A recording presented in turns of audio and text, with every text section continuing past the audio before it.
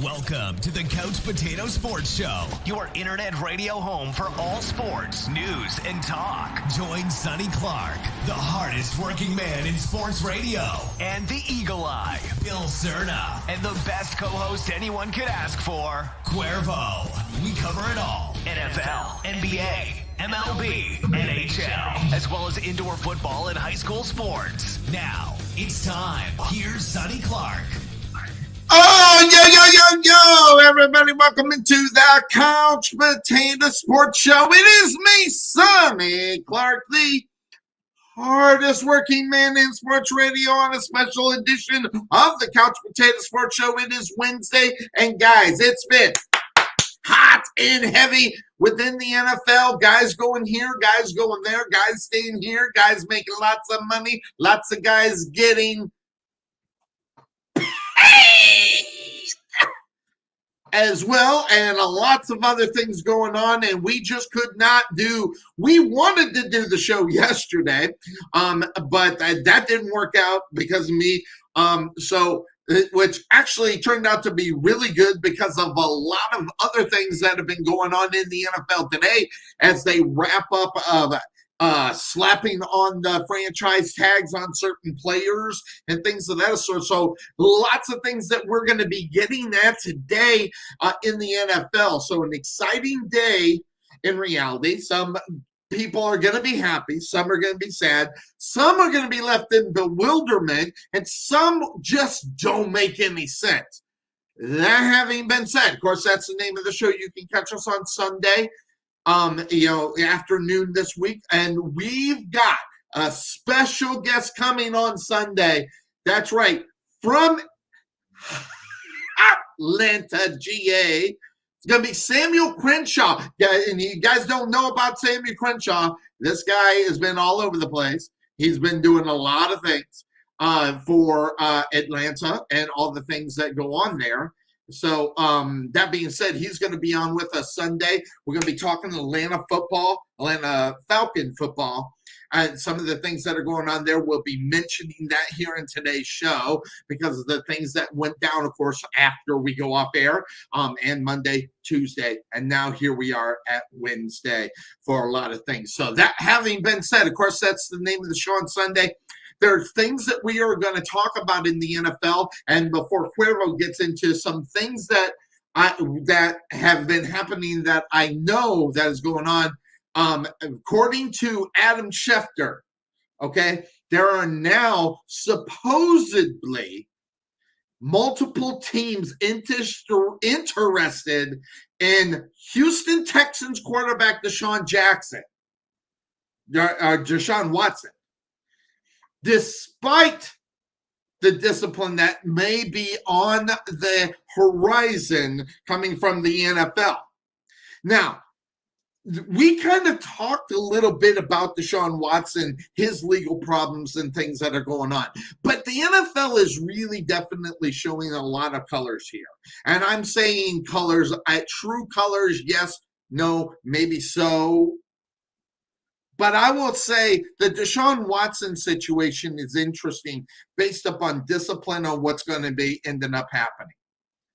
But if you're the Houston Texans, did you feel good about the, $36 million you popped to this guy for not even hitting the football field? I mean, Desean Watson is not hurt money-wise because he got paid anyway. So Deshaun Watson is in one of these weird positions.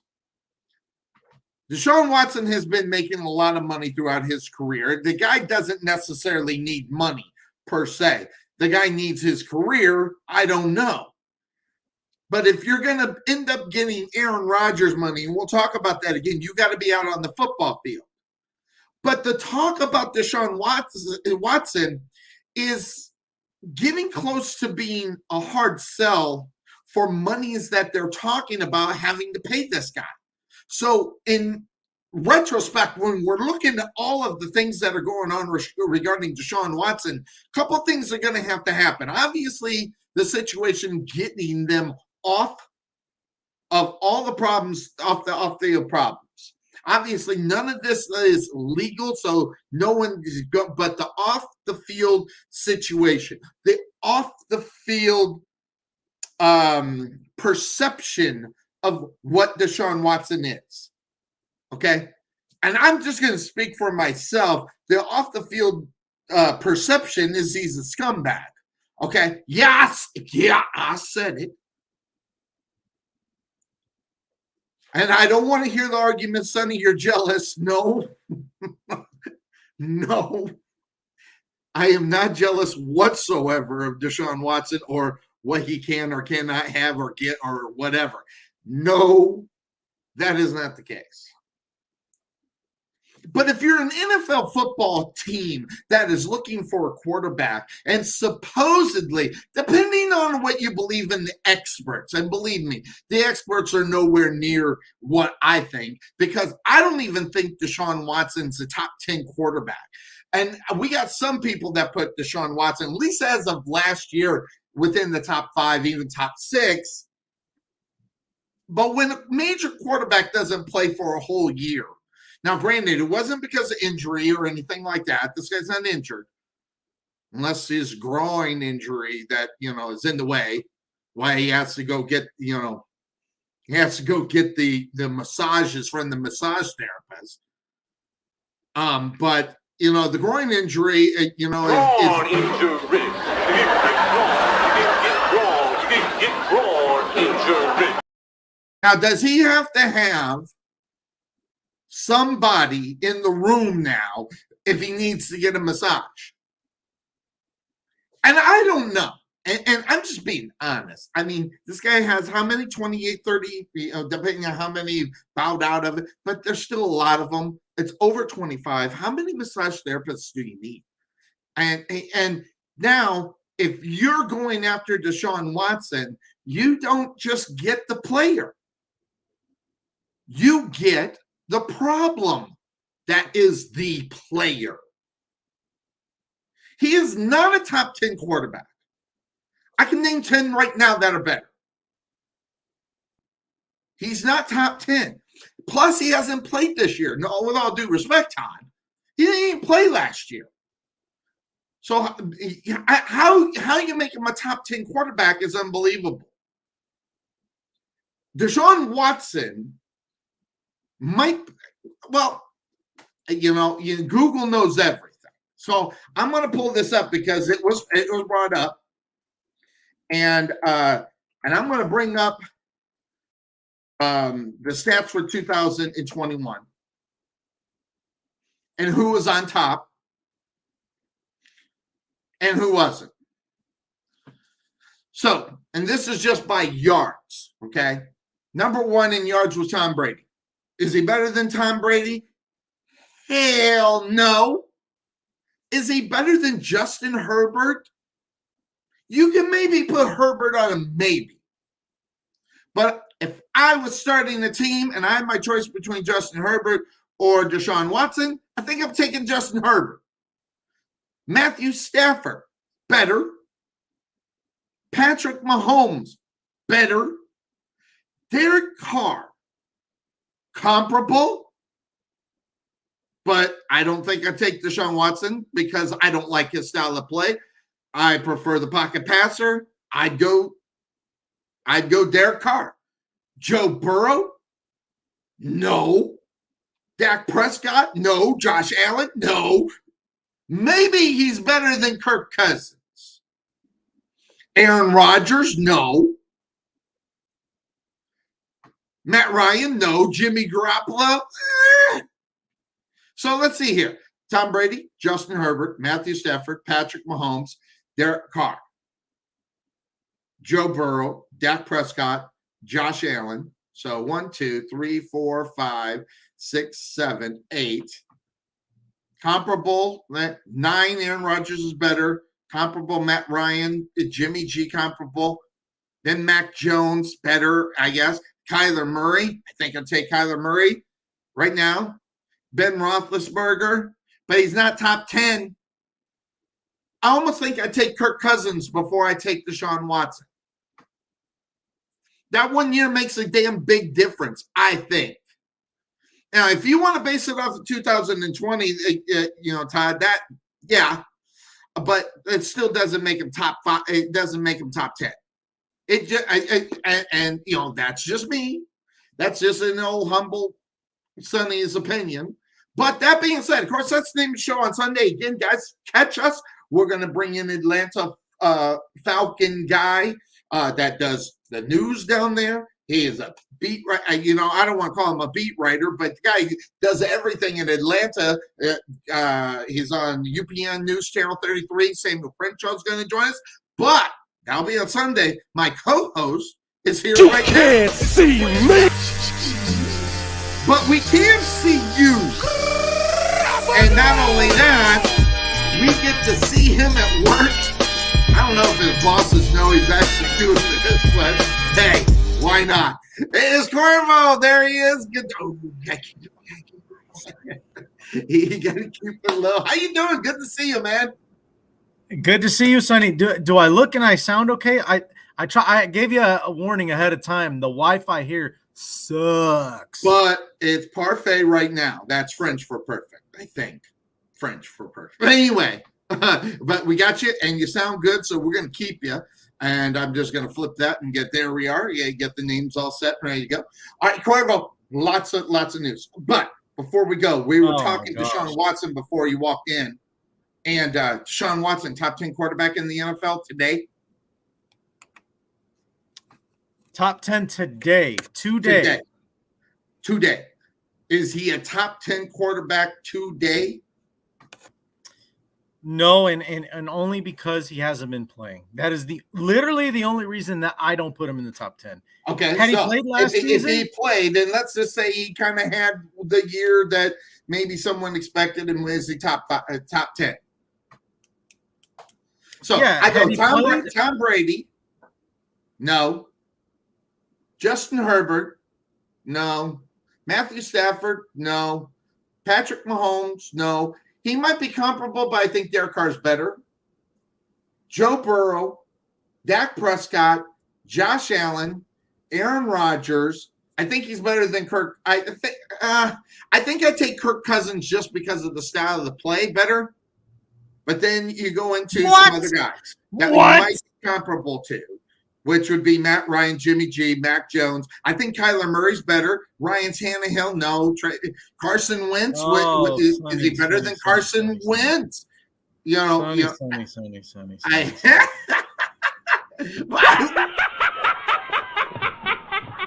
Kyler Murray, you'd rather have Kyler Murray than Desean Watson. Right now, because of the fact he didn't play, and he's got more, and depending, especially, he's got all the weapons that Desean Watson doesn't have anymore.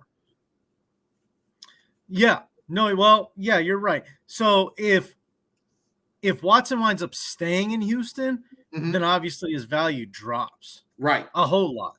Right. Let's say he goes to a team like, say, the Philadelphia Eagles, or let's say he goes to Miami, and now he's got Jalen Waddle at wide receiver.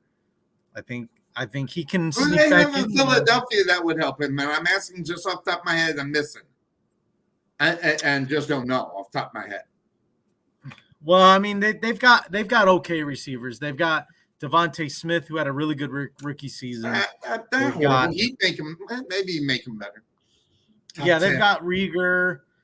They have Rieger. They have Quez Watkins. I mean, they after Smith, there's a drop off in the talent.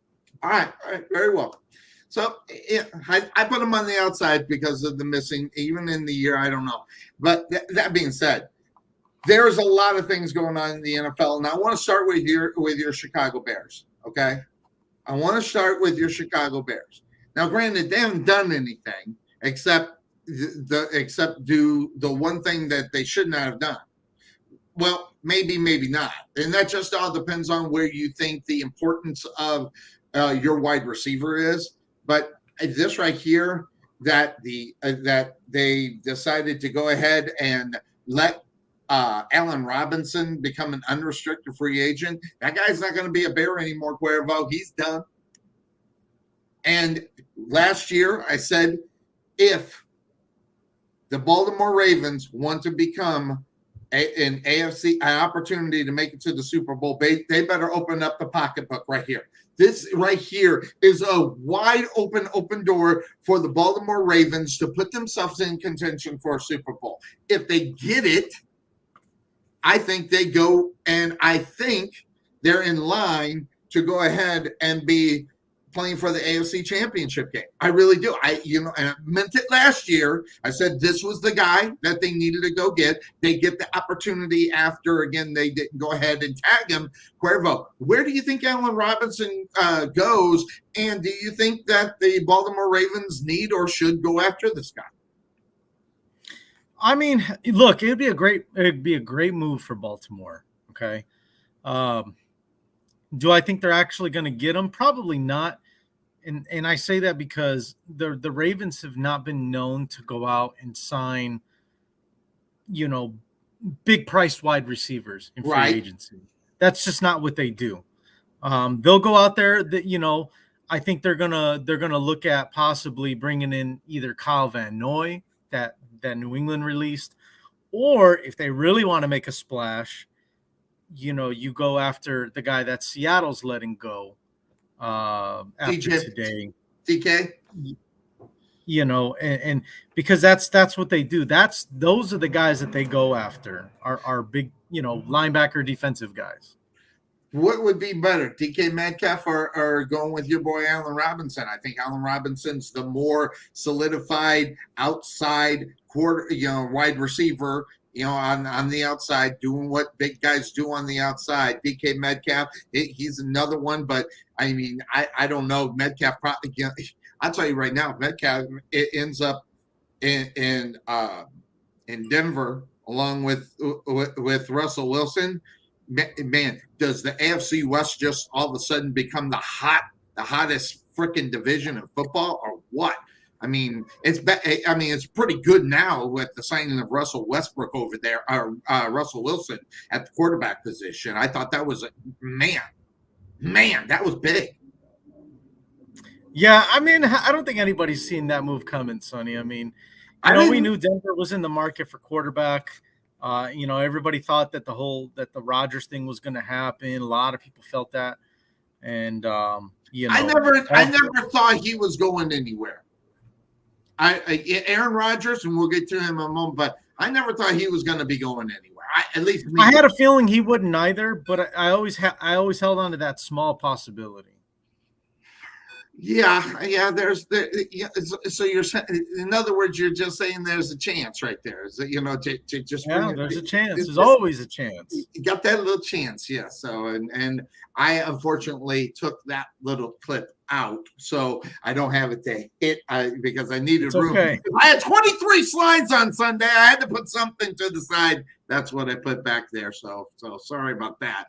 But that being said, the whole deal now with the Allen Robinson thing, do the Bears try to resign him, or would he even give consideration of going back to the Bears anyway? I mean, I don't know. I don't know about the relationship between him and the second-year quarterback, obviously, Justin Field. I don't know if that's a love affair, because there's some quarterback, wide receiver problems going on. We'll talk about that in a minute. You don't even know about it. So I'll bring that up. But is that relationship just pretty much shot, or do the Bears have really an opportunity to re-sign him, you think? I do think they have an opportunity, and that's because of the change of the guard. With Matt Nagy being out, Eberflus comes in, Right. new head coach, new GM. Justin Fields has already been anointed as the quarterback for next season. Look, it doesn't have to be a love affair, Sonny, in my opinion, between Robinson and Justin Fields. As long as they're willing to work together and they can make it work, then I think there is an opportunity. I think there is a chance. I'm saying there's a chance that Allen Robinson does do, 2-3 year deal. But at the same time, I think Ryan Poles is smart enough, the new GM, to say, we like you. We'd like for you to stick around. We're not paying you $20 million a year, though. Sorry. Yeah. And if that's what you're looking for, by all means, good luck to you. And you let them walk. So you do it for the right price. I think what's interesting, the fact that you said the number 20 million. And interestingly enough, we have a situation down here in Dallas that is a problem. In case you didn't know, I mean, I don't know. I read this and I was actually shocked. Take a look at this. This is crazy. I didn't hear about this until today. Why it came out today and not like weeks ago when this whole thing went down. They kept it under wraps pretty well, but reportedly the Cowboys, Amari Cooper and Dak Prescott got into the verbal confrontation after the playoff loss to the 49ers, which in reality, they did not get the ball to Cooper enough in that game. That's just right there. But Cooper referred to Dak Prescott as the Black Kirk Cousins in a meeting, which sent the Cowboy quarterback in a fury. Now, that having been said, Cuervo, I don't know if he went into the fury because he was compared to Kirk Cousins or if it was the Black Kirk. I don't know. But being compared to the Kirk Cousins, I might see where Dak Prescott's coming off of it a little bit. No one wants to necessarily be known basically in the terms that Amari Cooper was referring to, more so than the stellar year he had stat-wise and everything else, but more in the fact that finding your guy. And listen, Dak Prescott dropped the ball in reality and getting the ball to Amari Cooper, not just in the playoff game, but even throughout the season. And if you got a $20 million man on the outside, Cuervo, you got to get him the ball. The year before they were connecting. So I don't know what the fallout was within 1 year in reality to where it is where you have this situation where you have Amari Cooper calling him the Black Kirk Cousins. Now, that having been said, Kirk Cousins had a lot of years to develop who he is and what people, talk about him in reality, right? So, and we're only in year 5 for Dak Prescott, but it seems it could be rolling in that direction. I think there was some validity to what Amari Cooper may have said. But obviously, who has more pull on that team, because they're talking about getting rid of Amari Cooper and the $20 million contract, although Dallas is going to eat a lot in that contract in reality with that, because they just signed that thing last year, if I'm not mistaken. So you got a $20 million man out there being cut, and he's got a dead space, dead cap, all kind of stuff. So I think there needs to be a little kissing and making up going on down in Dallas if they do decide to keep Amari Cooper. Do they decide to keep Amari Cooper? Probably not. And I don't think it has anything to do with what people are saying, that they're saying they're going to cut him. Yeah, it's going to happen. They're saving money for what, I don't know, but I'm sure it's to save some sort of cap space. Look, Sonny, I obviously I didn't know anything. Cap space on it by doing it. Yeah, and because they just re-signed. They just did that contract last year. And I don't know how much of it was guaranteed. And I'll look that up and see if I can find the guaranteed money in the contract. But it was more than 40 million. So getting rid of this guy, I get it, I understand it, but your guaranteed money is at least 40 million. You got to keep this guy, but man, all the reports coming out of this, they're going to get rid of him. Yeah, and you know, I don't know how much it has to do with this little scuffle he got into with Prescott. I don't read too much into that. It is interesting to hear about. I just think it's more about the fact that there was, you know, it was a heated situation. They just lost the playoff game. Emotions were high. Yep. And Cooper was upset that they lost. Like, I'm not saying it's okay that he said what he said and that fact that he got into it with Dak Prescott. All I'm saying is I understand why. Right. And it's not because he doesn't like, I don't think it's because he doesn't like Dak Prescott or doesn't want to play, you know, or be his teammate no more. It's just, you know, I mean, he just showed that side, that competitive side of him that says, you know, I really wanted to win that game, and we effed it up in the end. Yeah, and here it goes. The Cowboys following through to do it. Wipes off $16 million off the salary cap and $6 million in dead money. You know, that's not such a bad thing then.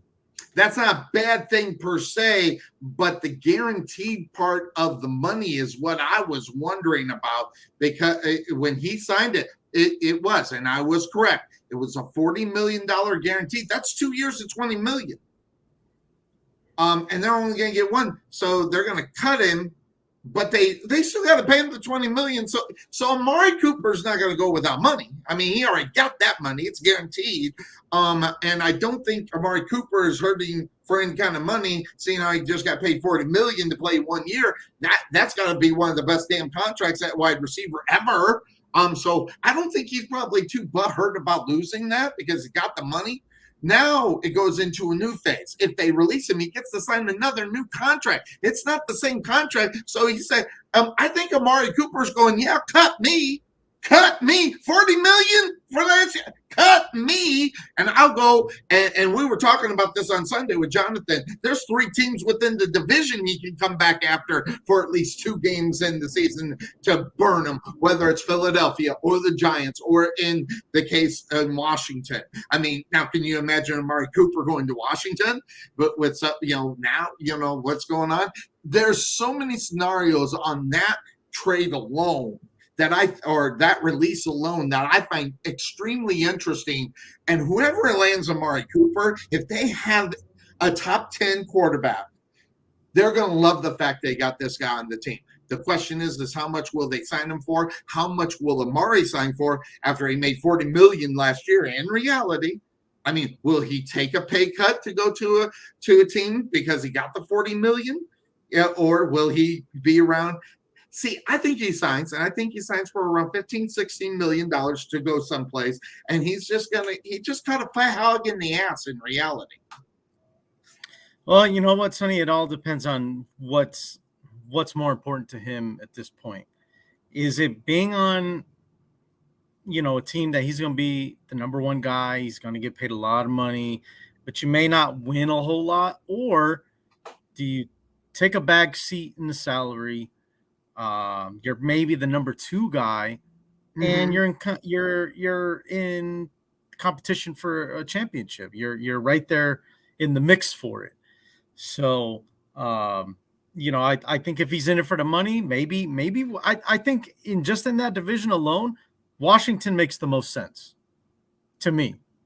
I think Washington makes the most sense. If he wants to go outside of the division, find a team to try to help him win now. Yeah. You know, it's so weird. Finding a team that wins now, are there any other teams within the division of the NFC East that is really prepared to win now? I don't necessarily think so. I could be wrong. I would, you know, imagine Amari Cooper and Deebo Samuel on the other side in San Francisco. Oh, exactly. But who's going to be the quarterback there? Jimmy Garoppolo is going to be the quarterback if he doesn't get traded. Well, Jimmy Garoppolo, right here from this is just, you know, in reality, I found this break right before we came on air. So I'll give it this. I'll give it the breaking news that came on right before. I don't know how old this was, but we brought it in. But they're closing on a trade to send Jimmy G to the Saints. So I don't necessarily know about this website that is reporting this, but they say sources say Pittsburgh is also in the last minute trying to grab this guy up. Heard about that one. Yeah, and now we knew about that one because that has been something I was talking about. But the Saints, that's a different story. And frankly, when you go back and think about what's going on in the NFC South, I mean, you have the Buccaneers, no quarterback. You got the Panthers, no quarterback. You have the Saints. If he went there, that'd be huge. Who's the other team? The Atlanta Falcons and Matt Ryan. And all of a sudden, Jimmy Garoppolo becomes the best quarterback in that division. Yeah, I said it. I said what? Nah.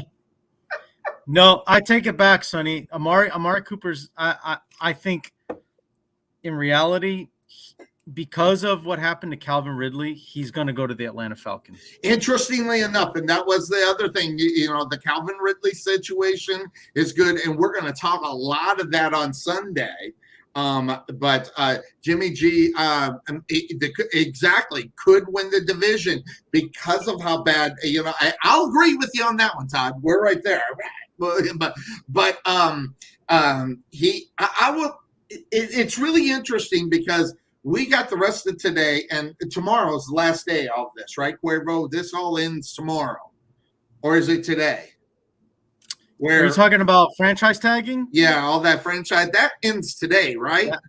It actually, yesterday was the last day. Okay, that was franchise tags. Now, right. Now they're trying to get to March. That's what it is. They're getting to March 16th for the free agent things going on because the Russell Wilson deal, okay, that really isn't. It's official, but it's not official until March 16th. Right. So, but interestingly enough, Cuervo, the Carson Wentz story is a huge story. I'm gonna say this. I think they got the better quarterback, better than Heineke. Okay, he's better than Heineke, I think, and I could be wrong. That's just my personal opinion. And he's better than Fitzpatrick. And they were one game away from the playoffs in reality last year. Good, better, and different. It was what it was. So the Commanders, do they get better with the Carson Wentz Cuervo? I don't know. Do they get better? Something tells me yes, but they're going to have to change their whole offensive mindset because they had Tyler Heineke, their kind of running quarterback kind of guy. And even to a certain point, Ryan Fitzpatrick uses his legs. Carson Wentz does not use his legs unless it gets broken by getting sacked. So in reality, they're changing the whole offense in reality going in this year with Carson Wentz. Well, yeah, it does change a little bit. The offense, it does change because Wentz is not as mobile. Do I think they upgraded a quarterback? Yes, I do. I do think that. And I think that I just think, as much as I like Terry McLaurin at wide receiver. Yeah. I think they may need to get him a little bit more than just McLaurin at wide receiver, as far as like the reason why that's the reason why your boy in Chicago there's many teams that are going to be out looking for him. And obviously, I think Baltimore should be one of those that be looking for him, but there are a lot of teams out there that will be looking to bring in your guy. I mean, say whatever you want.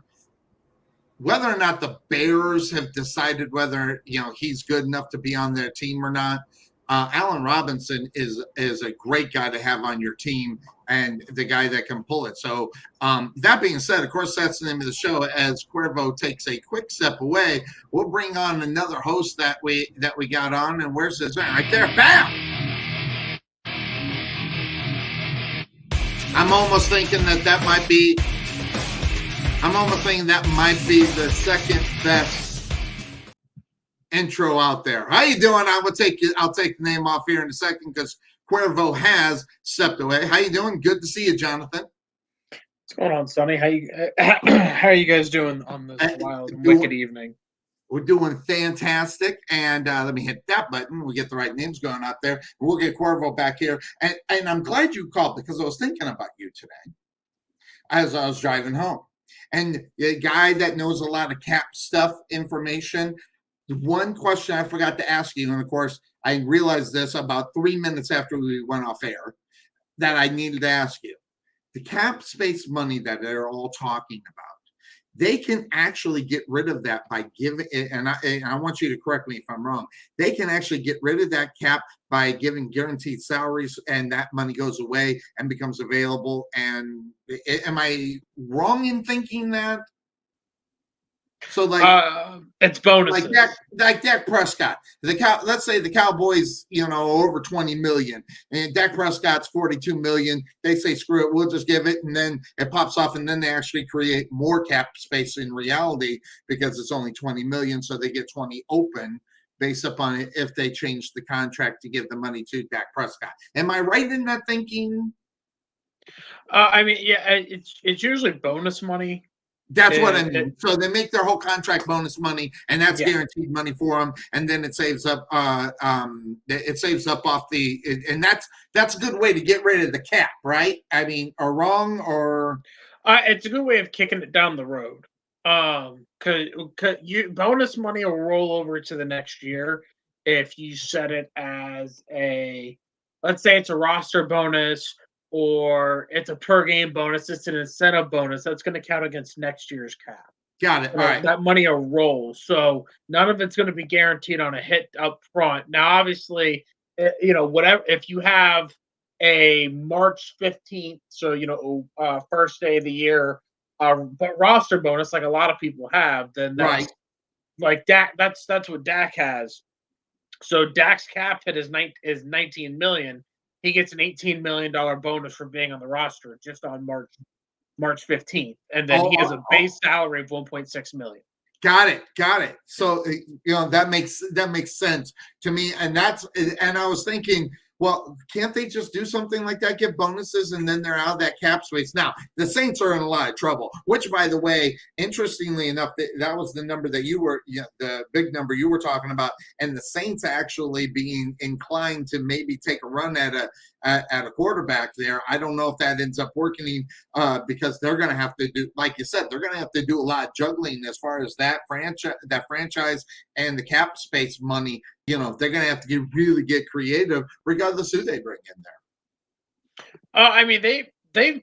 They've been getting creative. They'll continue to get creative. At this current juncture, they're officially at $45 million against the cap now. Jeez, that'd be a lot of guaranteed money they'd have to throw away in order to get under that. One of a big thing they can do is you do an extension with some of these guys, which pushes money down the road. I mean, it's a big thing that Pittsburgh did for a long time. Do they have a chance of getting Jimmy? I mean, do they got it? I mean, really, in reality, do the Saints have an opportunity to get Jimmy G? I mean, and because I don't know how they balance $45 million, then you bring on at least another, $26 million minimum for Jimmy G, if not 30, depending on what he's going to demand. Jimmy's already got his contract. I think it's a $26 million cap hit.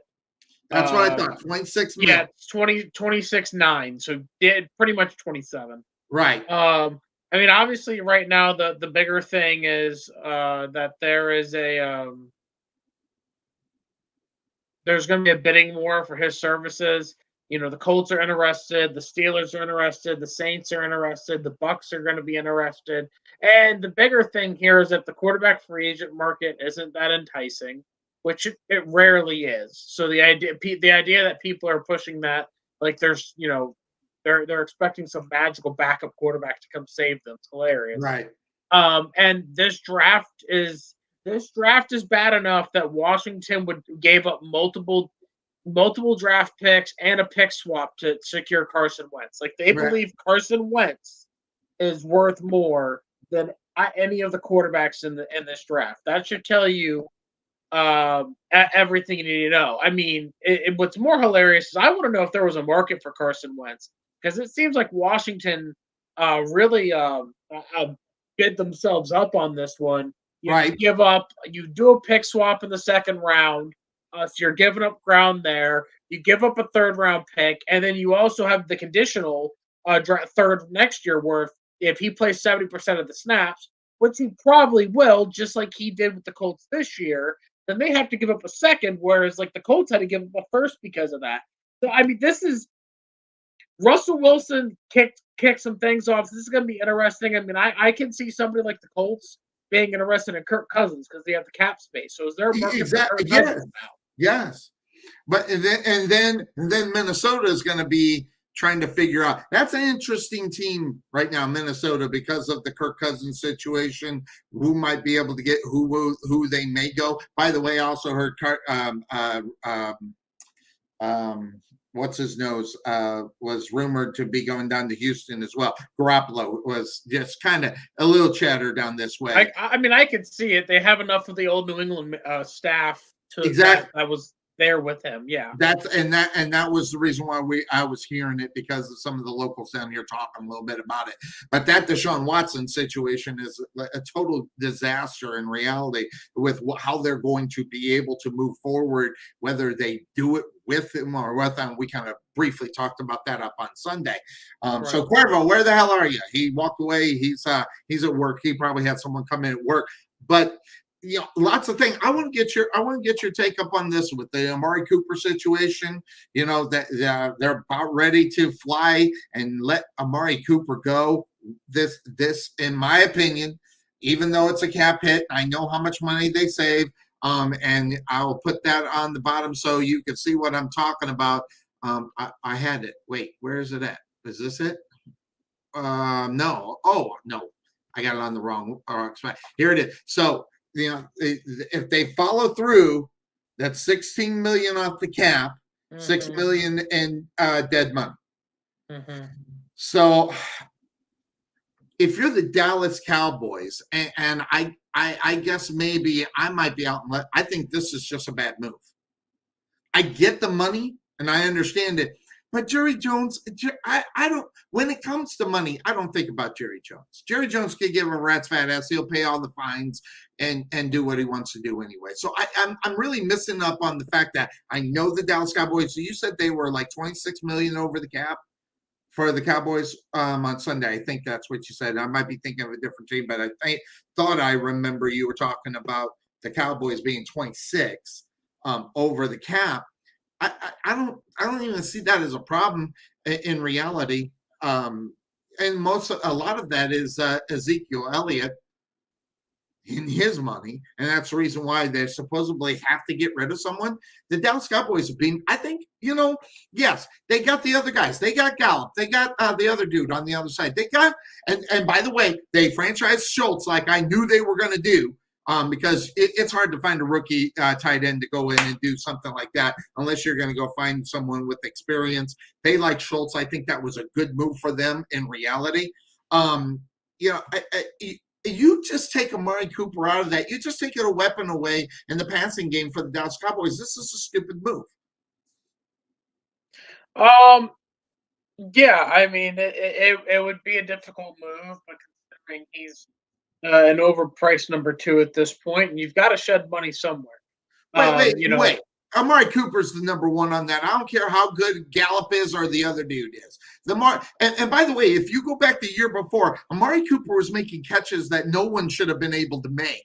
Out there, and now all of a sudden he becomes a liability, and because of his money, listen, that's a joke to me because it's Jerry Jones, and Jerry Jones can give a rat's fat ass about the cap and about the money. They'll figure it out. So I think this is a mistake for the Dallas Cowboys going into next year, having the same type of roster and maybe be able to get some things done if that little spat between him and Dak Prescott. What a great line. Dak Prescott is the Black Kirk Cousins. What a great line. Yeah, I don't believe that spat's true. So I don't either. You can circulate that. I You thought it can was, circulate that fake news tweet, because everybody else who's reporting it on Twitter is shit posters. So oh, you don't believe that was a true story, is what you're no, saying? that's people just trying to create something for the sake of creating something. This is the problem. Okay, with all Twitter. right. The same people who created this tweet also said Amari Cooper wants to go play with his college teammate Mac Jones. Amari Cooper and Mac Jones are like 6 years apart. Right. Like, yeah, exactly. So it's a fake ass tweet. I'm not concerned about the tweet. Look, receivers can be replaced. It's not that hard. There's going to be 15 starting caliber receivers in this upcoming draft. Yes. Like, so you dump Amari, you save the money. What are they at now? They're 1.1 million over the cap. Dump Amari, save the money, and go from there. I mean, they treated him like a number 2 receiver last year. And that was the problem, and that's why I almost believed the tweet. By the way, thinking about what went on, they went away from Amari Cooper for some reason. Listen, I know CeeDee Lamb is good, and I know the other kid is good, but they're not Amari Cooper good. This is a mistake for the Dallas Cowboys. They need to keep Amari Cooper, figure out the money. It's Jerry Jones. It's not like anything. And if the Dallas, and by the way, this division of football, as of right now, hasn't got that much better in reality, except maybe different coaches in New York, right? They got a new coach up there in New York. Their situation with the new quarterback, I don't know if Carson Wentz is necessarily an upgrade enough for them to get past the Dallas Cowboys. I don't necessarily think so. This is $20 million. So Jerry has to ask himself a question. Would he pay $20 million for a Super Bowl ring? Because they're not getting it without Amari Cooper. Because CeeDee Lamb gets hurt all the time. That dude is off the field way too much. As far as and the other guy, he's good, and Schultz is good. Man, you just need to have that guy, and you just got to suck up that money. I don't know. Time out. CeeDee Lamb has missed 0 games in his career. And then it's the other guy on the other side. ACL in like December. It happens, yes, but I don't know why there's such an emphasis on Amari Cooper. Michael Gallup. Like, we already knew that Amari Cooper was starting to show signs of slippage as far as the athleticism. Like, it's gonna happen. But also, listen, I'm calling BS on that statement. Are you kidding me? Did you see what Amari Cooper did the year before? That guy was on fire. Hold on, no, let's stop here. Are we really treating Amari Cooper like he's Calvin Johnson? Like, are you serious? Hold on. Are you serious right now? No, I'm like saying Sonny. What I am saying he's is not even a top 10 receiver in the NFL. He dropped it. Listen, the guy didn't drop as far as his production. If Dak Prescott threw him the football, he'd catch it. Dak Prescott his production didn't go down because of Amari Cooper. Yeah, and Dak was hurt last year. Again, Dak was another quarterback who had a debilitating injury, and his team said, well, you theoretically can't make it worse. So what if we just keep you out there because you're better than the backup? And then when they didn't play well, I can't believe this guy didn't play well. By the way, the season's over. He's having surgery yesterday. You're like, well, wait, time out. So listen, I'm not arguing with you as far as Dak Prescott being the good quarterback. But who cares about Amari Cooper, dude? He's easily replaced for $4 million on the open market. Oh, easily. Get that. Man. I love talking to him. I love talking to him. Hey, Cuervo, is he easily replaced with the $4 million wide receiver, Amari Cooper? Yeah, just because there's only so many elite guys out there. The only thing that Amari Cooper is top 5 at is his salary. That's it. That's the only thing that's top 5 about him. And by the way, if we're going to compare Amari Cooper to Calvin Johnson, are we saying Amari Cooper is not going to be a Hall of Famer either? No. He's not Hall of Famer. Hey. I had to say it, Jonathan. I had to say it. I didn't say Calvin he was Johnson Calvin gave Matthew Johnson. Stafford a worse I quarterback. did not say, but I am saying that the production went down because of Dak Prescott. Couldn't get him the ball because of the injury. I'm not blaming anybody. But he could feed CeeDee Lamb. Listen, as Randy Galloway will say, watch the damn games. Amari Cooper was the best wide receiver on the Dallas Cowboys 2 years ago. I'm just telling you, that's what it was. And then he was Lamb the best became the wide number receiver one on that team 3 years ago. So it is what it is. That's the reason why he got the $40 million. Amari Cooper saying, "Yeah, cut me, but pay me $40 million," because that was the guarantee on the contract. So he got paid $40 million to play 1 year. Hey, that's a hell of a salary, and he is going to get 15 to 16 wherever he goes. I'm sorry, he is. That's so fine. I got a question for you cares, guys, man? I got a question for you guys. Come on, this is a great argument, Jonathan. No, it's not. It's a nuisance at best. Like, who cares? So I got a question for you guys. I'm kind of curious to know your all's opinion. So now Dallas is going to let Cooper walk.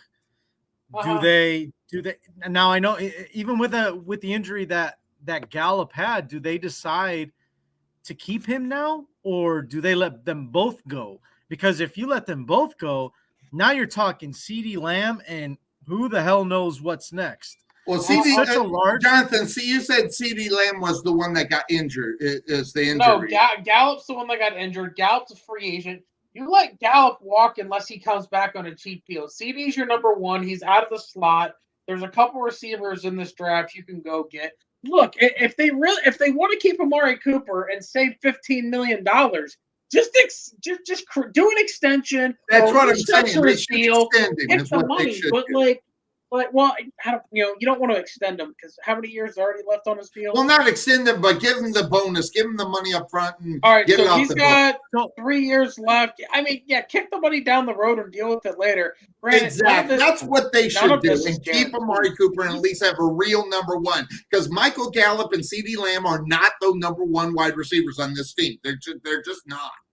And his salary's guaranteed on the 22nd. Yeah, and by the way, if they let him go, he got $40 million guaranteed. That's 2 years of $20 million. You're just letting the guy walk out the door, and you're just pissing away $20 million. It's a stupid move, but hey, that's just me. Wasn't this past year barely year one out of the 5-year deal? Yeah, it was 1 year. That's what I'm saying. Well, no, this is year two. It was a 5-year, $90 million deal. This was year two of the deal. So the one coming up is so this will be year three. There's no guaranteed money after that. Year. So and the guaranteed money was $40 million of that contract. So yeah, but the guaranteed money's already been paid. Exactly, and that's what I'm saying though. That's exactly what I'm saying. So that's a lot of money to let go after 1 year. You just don't. I don't know. I could be. Hey, I've been known to be wrong on this show, but I'm just trying to, for the Dallas Cowboys, this is a bad move. Anyway, more news going on in the NFL, and what busy 2 days here. So let's go to this one. I think the one that of course, this happens after we go, like Jonathan, the next day this happened after we go off air on Sunday. Then we get the Calvin Ridley story. Interestingly enough, I'm just gonna say it. You could call me a pessimist.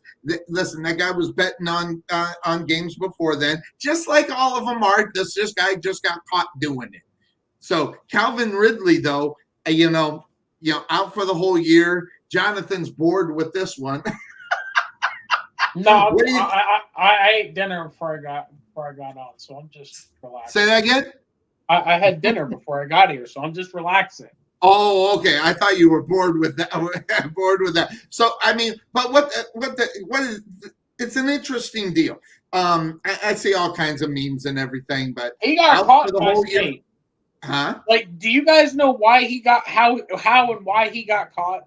Well, it just Mhm. depends on what you believe, because I'm not naive to believe the report that's coming out of the NFL. I think Oh, there was okay, more. all right. Well, yeah, and you also believe that there were 7 shooters on the grassy knoll who killed Jay. Well, no, I got Here's news the for you. deal. Listen, Here's the listen. deal. Here's the deal. Wait.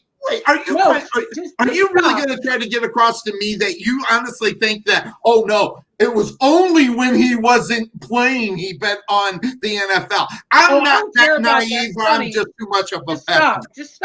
Just stop. The reason he got caught is because we have one casino in the state of Florida. The Seminole tribe owns our casino. If Okay. you want to bet on anything, you have to go through them. He was betting on he bet on games through them while he was in Atlanta. So Okay. their software red flagged his bet because he was out of state. And then they saw the name on the account and they red flagged his ass to send him to the NFL. You Okay. can't be dumber than that. Like, how dumb do you have to be? Now, granted, Well, Calvin, that is a pretty dumb move. and any Yep. kid who grows up Miami is an idiot, as we all know. So, but I mean, I was just flummoxed at how stupid you could be to like get caught in that way is just dumb. Now, whether it was only for that week because he was bored, he was on a mental break, was the bet for his cousin, was it that? I don't care. He did it. You're Yes. not allowed to do it. We Yes. all know you're not allowed to do it. Yes. The NFL is partners with sports books. Don't give a shit. You're not allowed to do it. You're not allowed to do it. He should be banned for life. I'm not playing this game with these dumbasses. I'm not in full disagreement with you. The banning for life, that is never proven to really be a great idea. Depending on who you're talking about. But I think the suspension is warranted. I think it goes back to the integrity of the game, because you don't know he wasn't doing it when he was playing, because we all know it probably goes on. So, I don't know. It's just one of those things. But when you start messing with the NFL's money, you're not going to be playing in the NFL, right, Cuervo? I mean, once that relationship, it's going to affect what's going to happen. It brings a black eye to the NFL. Sure. Yeah, and I know a lot of people are quick to hammer Ridley, and well deserved. But for those that don't really understand, or like, and I've heard people saying, well, why was it okay for Stephen Ross, the owner of the Miami Dolphins, to try to bribe Brian Flores? Like, there's a huge difference between those two things. That is a huge difference. There's a humongous difference. So anybody out there that's trying to use that as a comparison, just stop. All right. like Sonny's Gorilla says, just stop it. All right. My Gorilla, that guy right there, just stop it. Now, Yes, Ridley that will guy. only be suspended for a year because we have a previous precedent with Paul Hornung and Alex Karras back in Right. '63. Well, yeah, and Karras was 84, 85, somewhere in there, or something like that. Over they 35 were both, freaking years ago. they both got suspended in '63. And it's funny because Paul Hornung says the only reason that he was allowed to come back was because Vince Lombardi annoyed Pete Rozelle every day for a year. And then Alex Karras was only allowed to come back because he got caught betting with Paul. So, like, that's when, I mean, that's dumb Was stuff. that in the 60s? I thought it was in the 80s. Okay, I believe you, because I just go off this memory, and you can't do that. So think about that. Like, Calvin is the first one to do something this stupid and say, first one to get caught at least in the year. Yeah, that's the first one to get caught. That is the exact thing. So, Like, how baffled were you as the NFL when you got that notification, right? Oh, hey, so-and-so says you have a player who just placed 3 parlays on the NFL. Oh, okay. Wait, what? What? Calvin, what? Are you What is this sure guy this was doing? factual statement? Yes. Was this his cousin? I mean, you know how mad the investigation was? They're just looking at him the whole time like, you're that dumb, really? Are you serious right now? Like, have you not seen the basketball shit before? We got to do this again? Okay. He's not even smart enough to get his uncle to place the bet for him. That's how dumb he is. And it was FanDuel, right? He was on FanDuel? No, he was betting through the Hard Rock, Seminole Hard Rock Casino. Oh, okay. I heard FanDuel, but then again, I read and believe everything I see on the internet. So there you go. Everybody wanted it to be FanDuel and DraftKings, their official partners in the NFL. But as I said before, there's only one legal sports book in the state of Florida, and the Seminole Tribe owns it. Got it. So there you go. There's that story. Now, next story that's up. We talked about the Russell Wilson deal, but this is the one that hurts the whole thing. Listen. I don't know. I just got some mad love for Bobby Wagner. Now this guy's going to get paid, so there's nothing to worry about. But yeah, out of the whole thing, in reality, I'm a Bobby Wagner fan because he's just a badass. That's just all it is. He's a badass. And I'm just going to say, I hope he goes to a place where he could possibly win, and I don't know where that is. So I'm throwing out the idea, where could Bobby Wagner land up there, Cuervo? Do you have a team that he could end up on that someone will take because they're going to have to pay him the money that he's going to, that he would pretty much demand over in Seattle? Oof. I mean, I'd have to think for a minute. I know that Arizona is letting Jordan Hicks, I think, if I read right. That is a good point. I didn't know about that until you just reminded me. Interesting. Yeah, so I don't know if Arizona would be able to afford it, but or if they would. Not right now. If they did, would they pay it? What about you, Jonathan? Any team name come to mind for him? Arizona's an interesting one because they could clear the cap space. I know Baltimore would be interested. Obviously, Patrick Queen hasn't panned out. I would look at somebody like Denver, who needs to rebuild the entirety of their front seven. Their front seven's a mess. Yes. So adding something like Bobby Wagner would be able to add some stabilization to that unit, even though they need more help along the front four or the front five in theory than the two backers. Outside of that, I mean, look, I was having this conversation. There's a lot of good Mike backers in the game. There's not a lot of great ones anymore. Bobby's a great Mike. Him and Fred Warner are the two best in the league, without a doubt. The Rams and the Bengals would love to have Bobby Wagner. Oh, yeah. I don't know if the Rams can afford him. The Bengals probably could. Well, the Steelers would love to have him. Can they get him? So I think there's a lot of teams that would be interested in his services. Just the fact he's 32. So does his age line up with your timeline, and can you afford him at the same time? Good point.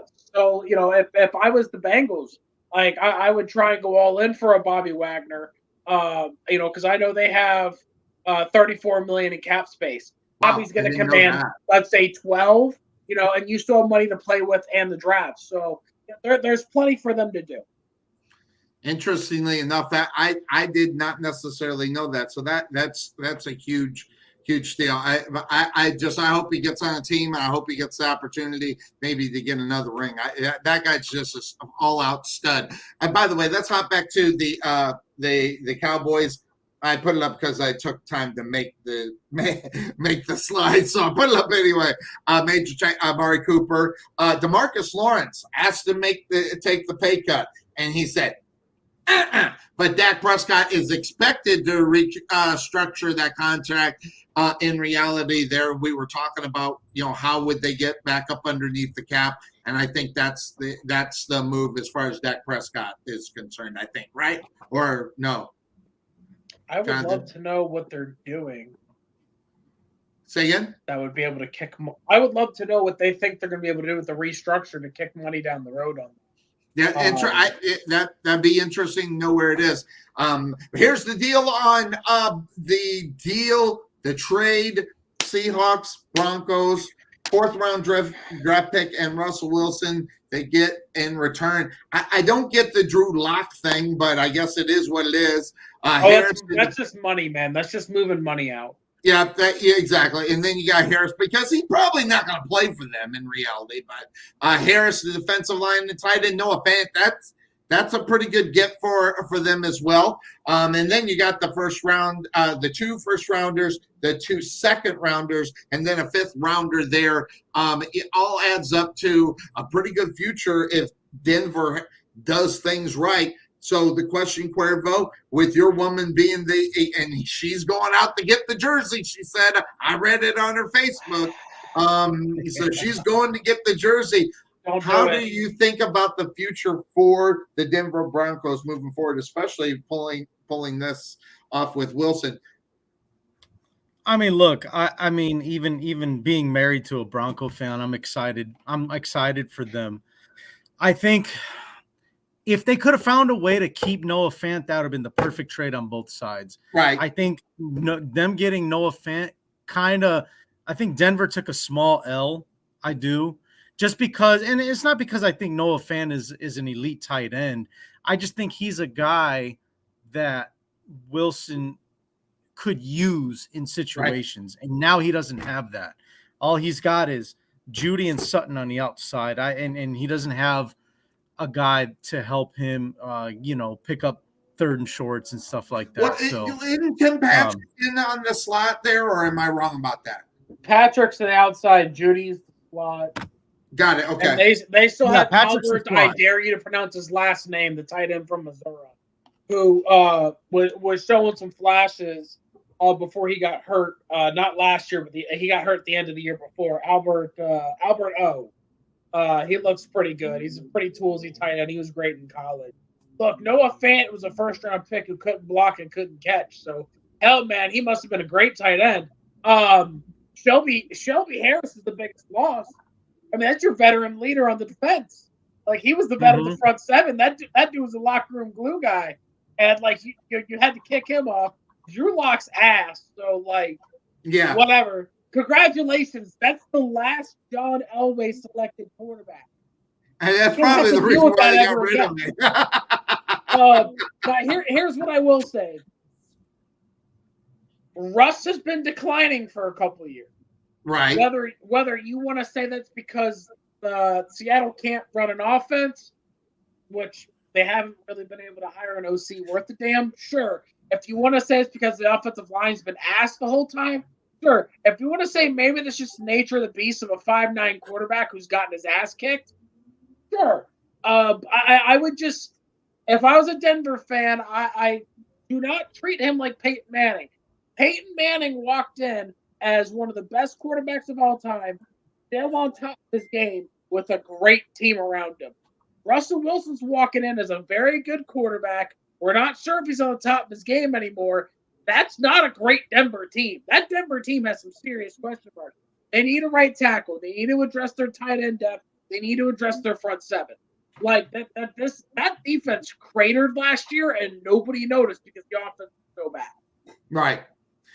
But I will say this. I think Sutton on the outside will definitely, have listen, Sutton is going to be, I think he's going to emerge with Russell Wilson throwing the football. Somewhere, a relationship has to develop, whether it's Judy or Sutton. Patrick, I don't know. I don't think he's big enough to be that guy more so than the other 2, but the relationship has to come on the other 2, and I'm pretty sure that he knows about that whole situation. Here's your tag right here. The Bengals, go ahead and listen. You got to do this, right? The Bengals, they got a lot of stuff they got to do, but you don't want to lose this guy. I think he's pretty good. Obviously, their situation on the other side was the problem, so you want to keep this guy. In reality, I looked at that number. That's a low number for. In reality, it's like 13 million, if I'm not mistaken. That's a pretty good guy, but a good, solid guy. But they got Eli Apple, on the other side with the bad burn. That's what I call that whole bad thing. But Eli Apple was bad all through the playoffs. In reality, they were trying to make up for his, lack of, production on the defensive side of the ball. And this just ended up, biting them in the ass there. So that being said, that's a pretty good tag. I like that tag. But the Bengals, they really, now since they got their offense going the way they're going as far as quarterback, wide receiver, this team has to draft offensive line. And I don't know, I don't care if they got to trade up or they got to do something, but they got to get one of the top 4 offensive linemen and get that guy on that football team, and then find a couple of retreads that can actually do the job, or this is still going to be a long season in reality for the Bengals, and Joe Burrow's going to end up getting hurt. When you get sacked 9 times, your chances of getting hurt are a lot. 9 and 7 sacks, that's too much. They got to do something.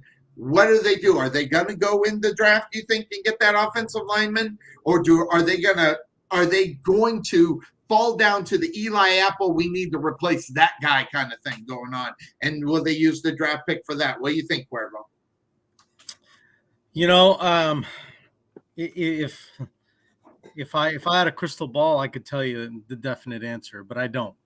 Well, I just want your opinion.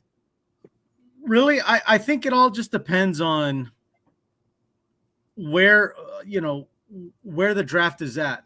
When pick 31 comes and it's their turn, as far as what's available at that. Because when if you're talking top 10, yeah, it's easy to be like, oh, they're going to get an offensive lineman, or oh, they're going to go with Stingley out of LSU or whatever the case may be. But at pick 31, who the hell knows is still going to be available at that time? I mean, there could be teams, trading up to get guys. Or that's what I was going to ask you. Do they trade up once they see these offensive linemen maybe start playing off of it, or no? And I see the head shake, and I know why, but yes. They can. They could do that if they're that desperate to get a certain offensive lineman, which, correct me if I'm wrong, Jonathan, this draft is pretty loaded with linemen. So I think that you could be patient and see what's available at 31. Phone's ringing. Give me a second. I was going to say, yeah. So we got Cuervo. He's going to take a phone call, and we'll get him. But Jonathan, what do you think? I mean, I wouldn't trade up. Because it is there's like 6 or 7 really good offensive linemen from my quick look and brief of what people are talking about as far as offensive linemen are concerned. I mean, there's some. I mean, look, you have Evan Neal and Ekwonu at the top of the draft. We don't know if Neal's a guard or a tackle at this point. We know Ekwonu is a right tackle. You have Charles Cross, who we like, but we're not sure if he's a stud yet. You have the kid from Northern Iowa. Look, if I was the Bengals, don't trade up. I hope Daniel Falele from Minnesota or Darian Kinnard from Kentucky. Yeah. You. They're 2 very solid right tackles. And then, quarterback is what it is. If you need corners and you need offensive linemen, you're screwed, because those are the 2 biggest positions that there's a rush on. Right. So, I mean, at corner, you've got to hope that somebody slips. I mean, obviously they're in a precarious position in the draft. You got to see how free agency plays out, see if they can get somebody in the market. I don't know if there's many good offensive linemen that are hitting free agency anymore. You think Adams in Seattle will become available too? I mean, with all the rebuilding and everything, Jamal Adams is probably going to. Don't trade for him. Huh? Well, he's a safety, but you don't trade for him. He's terrible. Well, yeah, I thought he was terrible, but everybody else seemed to think that he's good. I agree with you. I don't think he's all that great. I mean, if you're the Bengals, obviously you don't bring back Riley Rife. Oh, boy. And Eli Apple, you got to let go just because of God. That guy's – I'm sorry, that'd be the first guy that had to go. He's still on the roster, by the way, Eli Apple.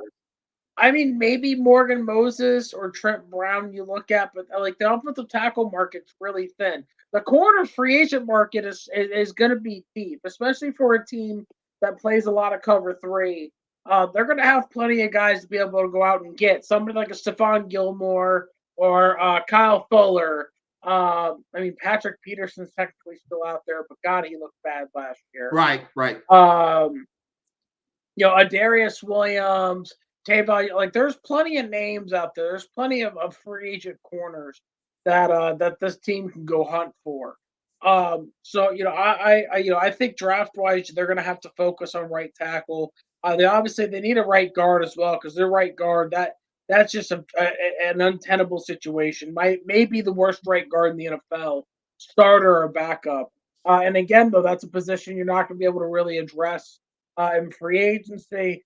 So that's one of those things where you look at the draft. Well, luckily guards don't go very high more often than not, so you can get a guy like a Zion Johnson or an Edding. Yeah, interestingly enough, I want to go back to this since you weren't here when we were talking about it. I want to know about what you think about Allen Robinson. I said, and I don't know if you saw me on Facebook. I'm saying Baltimore needs to sell the farm. I mean, Baltimore needs that guy to get him up and over, and it has to be a wide receiver. And I've heard all the excuses of not, and to me, it's not good enough. They need to get that number one wide receiver position set. Where do you think they show, or do you think Allen Robinson is a good idea for them? I mean, firstly, look, they have their number two receiver who operates out of the slot in Hollywood Brown. They drafted Rashad Bateman, the first round pick last year, and he unfortunately got hurt in preseason. Took him a little while to get up to speed, but he played well. This is a team that isn't, and because it's such a run heavy offense, they don't look to spend a bunch of money at receivers. Not only that, but they've got $15 million in cap space. Right, like they can't afford him. And even if they did, it would be wasted money because they don't throw the ball enough for it to matter. This is a team that's first option is Mark Andrews, their second options are slot receiver, and then their third option is going to be Bateman. So, you bring in Allen Robinson, and then he takes over as what? Their third option? Like, who gives a shit? Well, wouldn't he be the first option? He'd be the number one wide receiver and say, hey, Lamar, why don't you throw the guy? We went and got you a guy that is a game changer. Listen, say whatever you want about Robinson. That guy's a game changer if they get the ball to him, and that's what you're going to have to teach Lamar to do, get the ball to your number one wide receiver. I don't know how easy that would end up being, but the simple fact of the matter is the Baltimore Ravens are a number one wide receiver away from pretty much putting themselves at least in the – if not the AFC Championship game, at least in the division round, and give them the opportunity to go into the AFC Championship game. But without having that guy, I know he doesn't throw the football, but I think at some point you're going to have to say, you need to throw the football. You need to find the number one wide receiver. Let's go get him one. They've never that's just not how this franchise operates. And look how well that's worked out for them. Yeah, they've got 2 Super Bowl rings.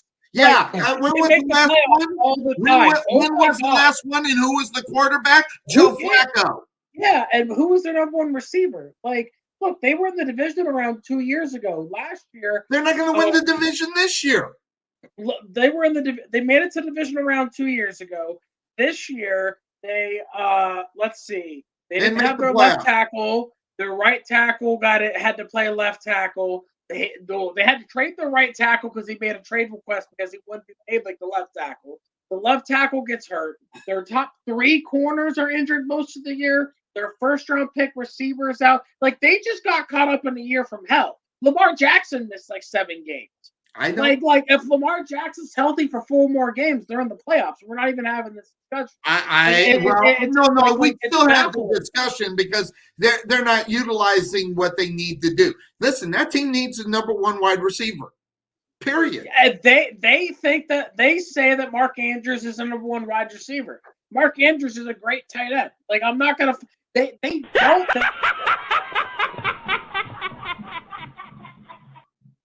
I don't know. They have a different offense. That's just how they operate.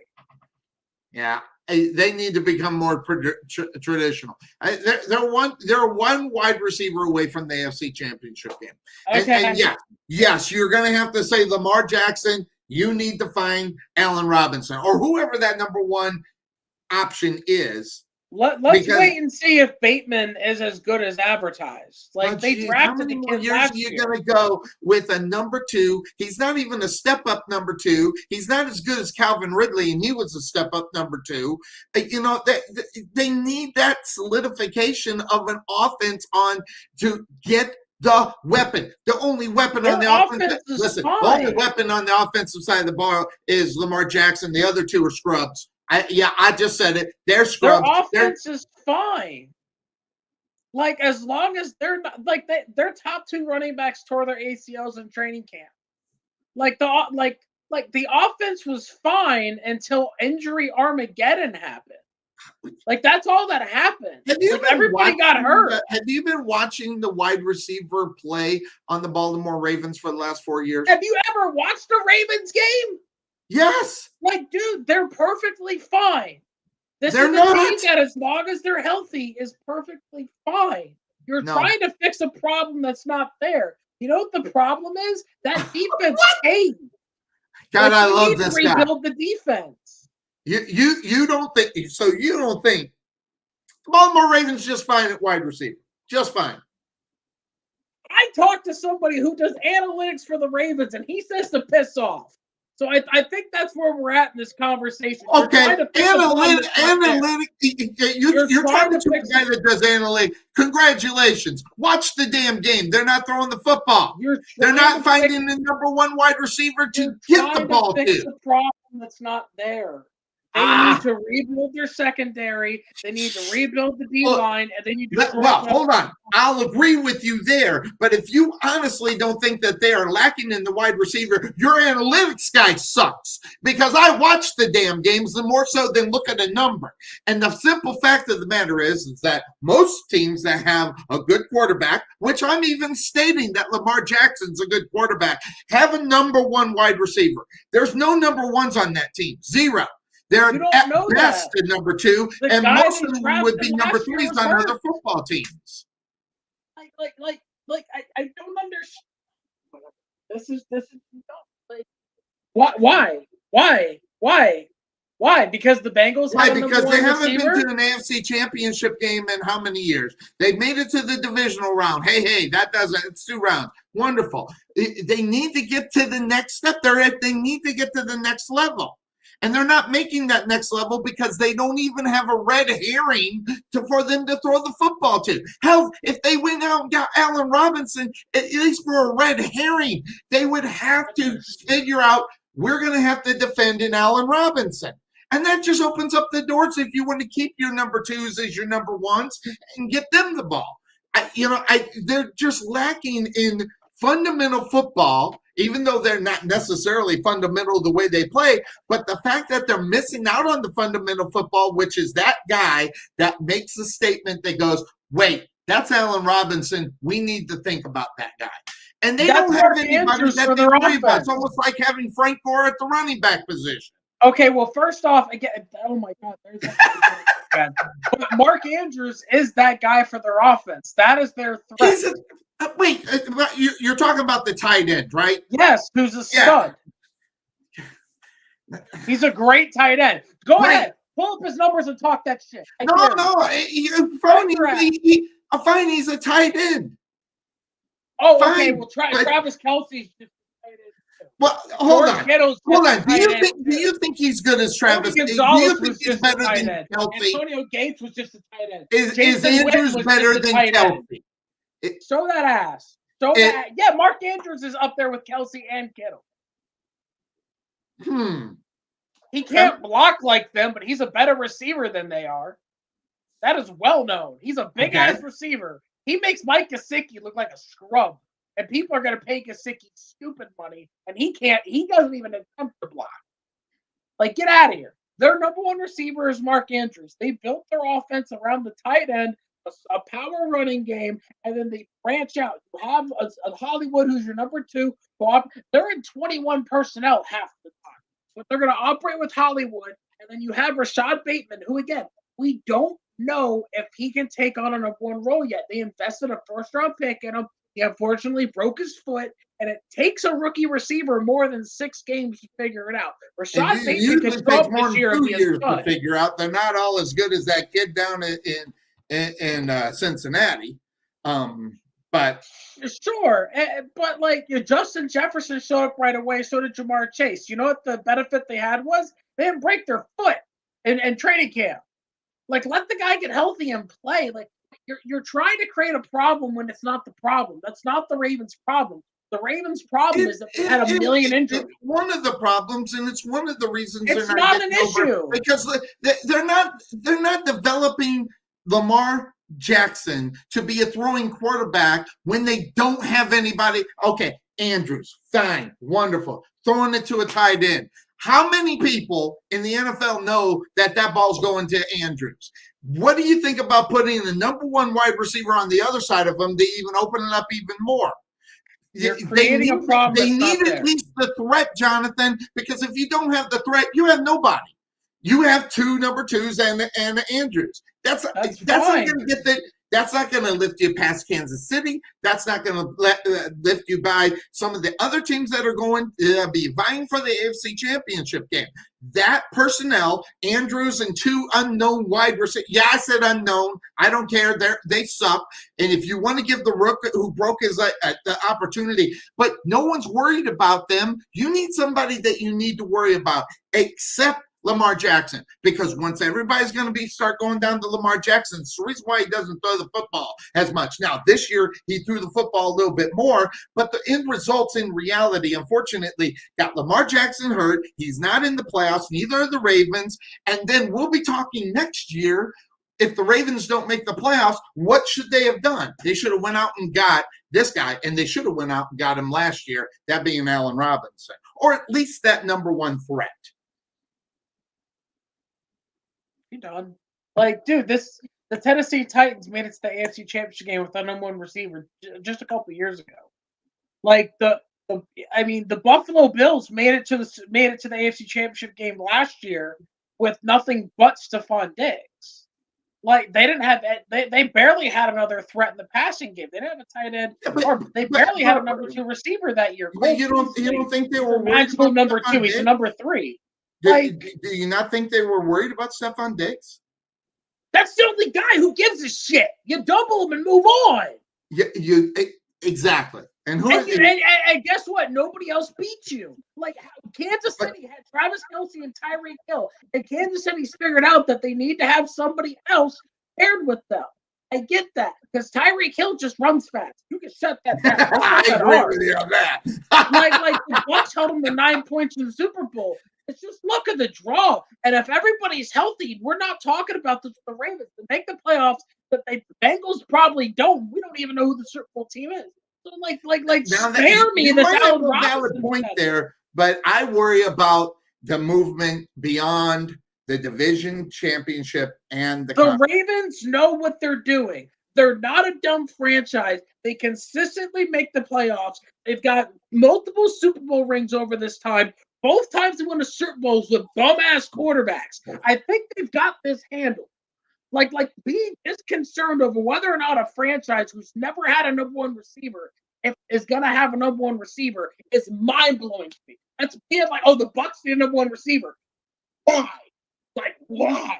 The Bucs are always concerned about number one receivers, and the defense always carries them. Like that's just it's weird fetish. We're having a great time since you Oh left. man, Sonny, what did you do? Because you won't What leave did it you do, alone. Sonny? I'm telling you right now, this is the reason why I do this show. He's got a thing for Sonny. following Allen Robinson. Do you know his agent? Like, what's going on, man? No, I'm saying The Ravens need 17 cornerbacks, but we got to get him Allen Robinson. The Ravens absolutely. don't have a right tackle, but we got to get him Allen Robinson. Allen fucking Robinson. Absolutely, or at least a semblance of a number one wide receiver The dude that caught can put 30 them in passes the last AFC year. Championship game Go because drop they got that 20 none. yards. Oh, I'm sorry, I forgot. They have Andrews. I forgot the number one tight end wide receiver. Get out of here. No, But Sonny, love it. Why are you poking the bear, Sonny? Why are you poking the bear? there's 72 Because problems if you want to add he another was sitting receiver. back with his blood pressure real low, and I had to bring it up. Like, There's so many things wrong with that team. Receiver is the last thing, but it's Allen Robinson, and it's Allen Robinson over and over again. It's Allen Robinson and Allen Okay, Robinson. It's Allen pick Robinson. another number one wide receiver that would be available. How about have one? How about have a number one wide receiver instead of not even hold on, number two? Lucky to be a number three on any other team. No, the Bears had Allen Robinson. How'd that work out? The Jaguars had Allen Robinson. And we all know the result of that. I mean, who's quarterback in that team? Andy Dalton. Hold on. So you're saying that a team that has issues on the defense and has issues on the offensive line, a number one receiver couldn't fix that? Wow! You mean Allen Robinson fixed the Bears? Well, son of a bitch. Hey. Watch. All I'm going to say is what Randy Galloway says: is watch the damn game. When you don't have a number one wide receiver, you don't win. You don't win too many championships. Sorry, you just don't. But you know, hear him? He hit me with watch the games. Yeah, I don't get paid to actually do that. No, that's funnier than that shit, man. Listen, that's hilarious. I don't care about analytics guys. Okay, there's about useless as a turd in the swimming pool. Okay, that's what I say. When you don't even have a red herring as a number one wide receiver. In I'm sorry, teams need number one wide receiver, but I forgot they have Andrews, so that's number one wide receiver, Cuervo. Yeah, so this is what it's been since you left. Do the Baltimore Ravens need a number one wide receiver?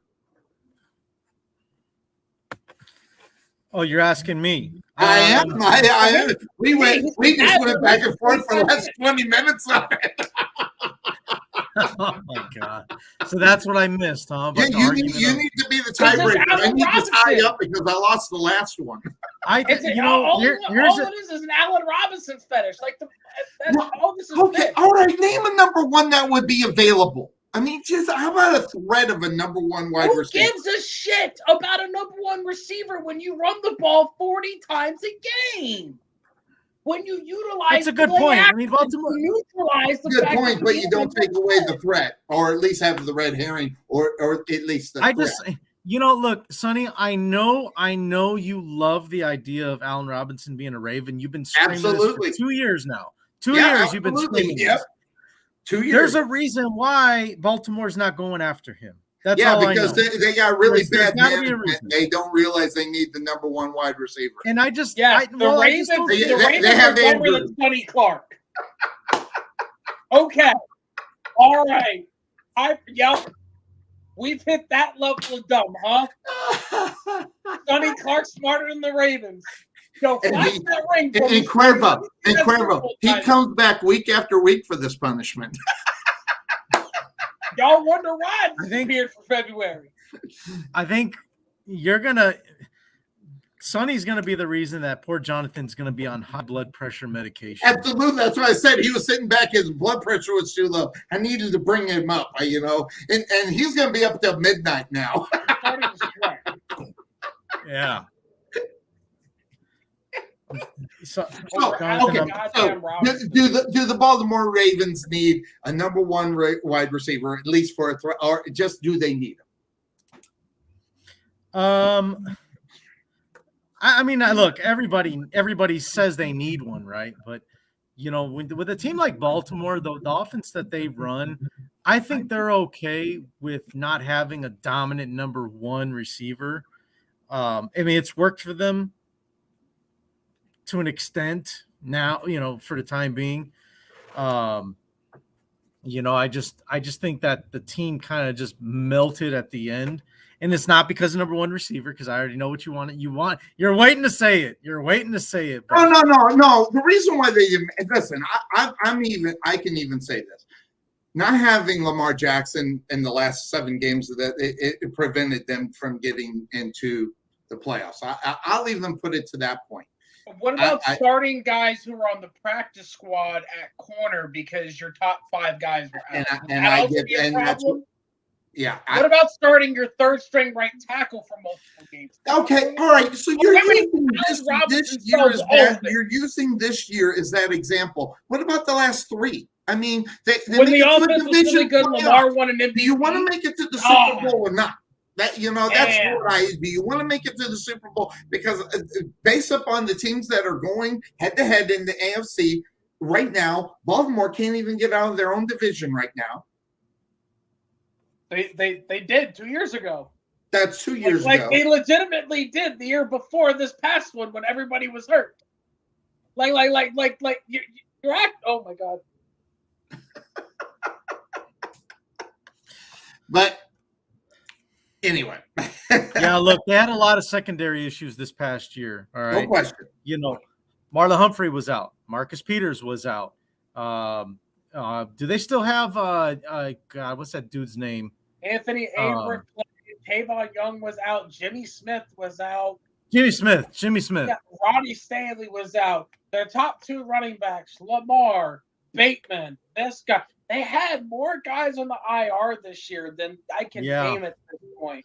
But I concede to that. I even said, but I'm just saying. They got $15 million in cap space, but hey, Allen Robinson, even though they need to use at least 12 of that on draft picks, Allen Robinson. Let's subtract from this team and add Allen Robinson.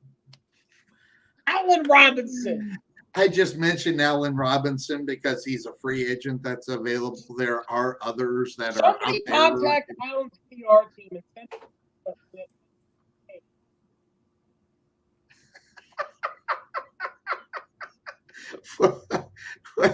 Wait. All right. So, if it's not Allen Robinson, okay. All right. So, could it be any of these other guys? Maybe not Odell because he's not going to play next year. No, the Ravens aren't going to sign anybody. I know. No, they'll draft anybody. They'll draft someone before they sign anyone. Yeah. They don't want to spend money at receiver. They never do. You know why? Because Ozzie drafted Mark Clayton back in the day, and he wound up being a bust. So that franchise is scarred since then. So never do it again. I mean, they took Bateman in the first round last year. We'll see how he turns out this year. I hope so. Look, I hope A.J. Brown was nothing as a rookie. Jonathan will agree. I hope he does turn to a guy that they can actually have someone worry about. I really do. Because right now. All these rookie receivers don't just blow up on the scene day one like Jamar Chase and Justin Jefferson did. Nobody gave a shit who Odell was when he made one catch. It takes a minute. It takes time, especially when you're hurt. The quarterback's hurt. There's nothing going on. Well, they couldn't go out and get this guy. Devonte Adams gets the franchise tag as well. It's $200 million for their quarterback in Green Bay. Is that confirmed? Yes. Because Aaron said that was a lie. And then it came out 4 hours after he said it was a lie that it was confirmed. At least that was what and I could be misunderstood, but I heard that was a done deal. And then you throw the franchise tag on Robinson. Yeah, Bear fans not very happy about that, Bear Cuervo. So, you got that going for you up there. If that is what's his nose? Schefter said that. Don't care. Yeah, Schefter said it was done, so it's done, right? That's not how that works. No. I know. I'm having fun. But everything I heard, it was a $50 million guaranteed. 150 of the 200 is guaranteed, so that's 3 years of $50 million. So, that's my understanding of what the deal is. That was that was one of the big news, along with Russell Wilson getting that deal in as far as the Broncos are concerned. Cuervo, did you see what just came out about baseball? About baseball? They just canceled another week of the Major League season. Yep. That was, about an hour ago I saw that. It's a stupid sport. All right. AFC West quarterback. Here you go. Look what you got going on in the AFC West. Man. Derek Carr is the worst quarterback in that division. And that's right. And he would also be the best quarterback in the AFC or the NFC South right now. And the AFC South. Like, Derek Carr is the worst quarterback in his division, and yet he would be the best quarterback in multiple divisions. Absolutely. That just goes to show the quality in reality. I think Derek Carr's quality. I think I don't know where I put him on the list. I'd have to look, but he's up there. I mean, man, 1, 2, 3. I mean, 4. A 1, 2, 3, 4 punch at the quarterback position. I say the NFC East probably. He'd be the best in the NFC East. Oh, right there with Dak. I take Dak over Derek Carr. Yeah, I think I take Dak over him. Not by much, but enough. But that just depends upon the type of game that they play in. I mean, he would be the best quarterback in the AFC South. Because who's the best quarterback in that division right now? Ryan Tannehill? Whatever. He's average. And then he's the best quarterback in the NFC South. Who's the best quarterback in the NFC South? Rashad Watson. I'm sorry. I don't start. If Deshaun's playing, he's better. Jonathan, I was sure. They're going to get his criminal stuff done by next week, allegedly. That's right. And the AFC North. So the Lamar's North, better than DerekAr. I'm not having that conversation. Yeah, there are a lot of. There's 3. There's 2. I'm not having 2. Yeah, 2. West or East. I'll debate you with Josh Allen. The East, he's probably the best in the East, isn't he? Cuervo, Derek Carr, or Josh Allen? Oh, Josh Allen. Yeah, why? I was going to ask, why is that even a debate? I would debate that. Who was there? I wouldn't have said that. So you can have that debate.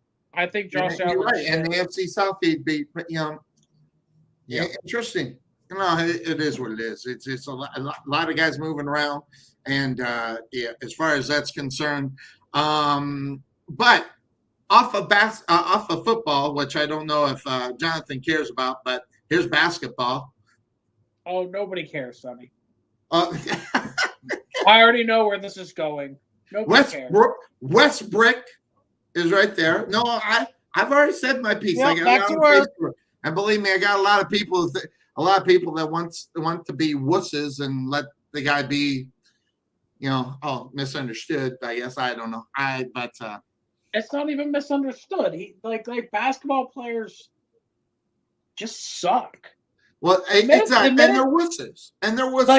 Like that. Well, they've turned into white women. First off, because every basketball player runs around wearing Gucci and Prada, drinking Starbucks and red wine all the time.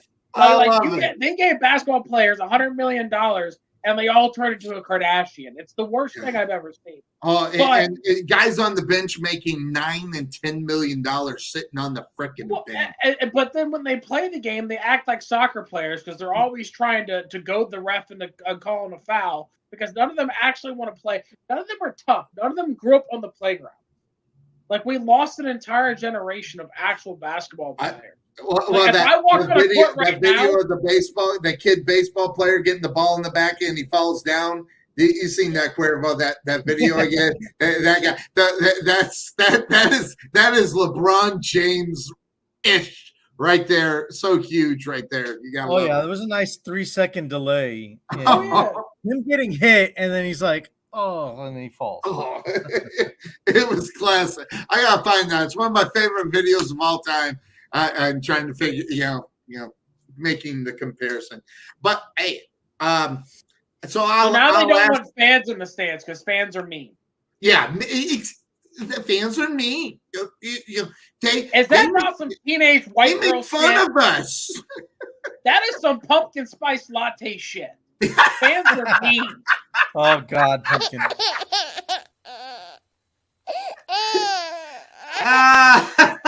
I'm telling you right now, if I played today's NBA, I would be terrible, but I would beat the shit out of every single person on that court because they're all my bitches. You may be bigger than me, but I'll jack you to no end because these guys are all soft and pathetic. All of them. Here I was thinking that I don't know how this show is going to go, but I don't know about anybody else, but I've had a freaking blast. And to be honest, I didn't expect it the last 2 hours. So white women shooting hoops with their spice latte and Gucci shoes. Get out of here. Their wives are embarrassed of how they are. The family is a little hurt. They're tired of him getting made fun of. Like, Yeah, do better. By the way, how much does Michael Westbrook make anyway? By the way, what a great 42 nickname. million.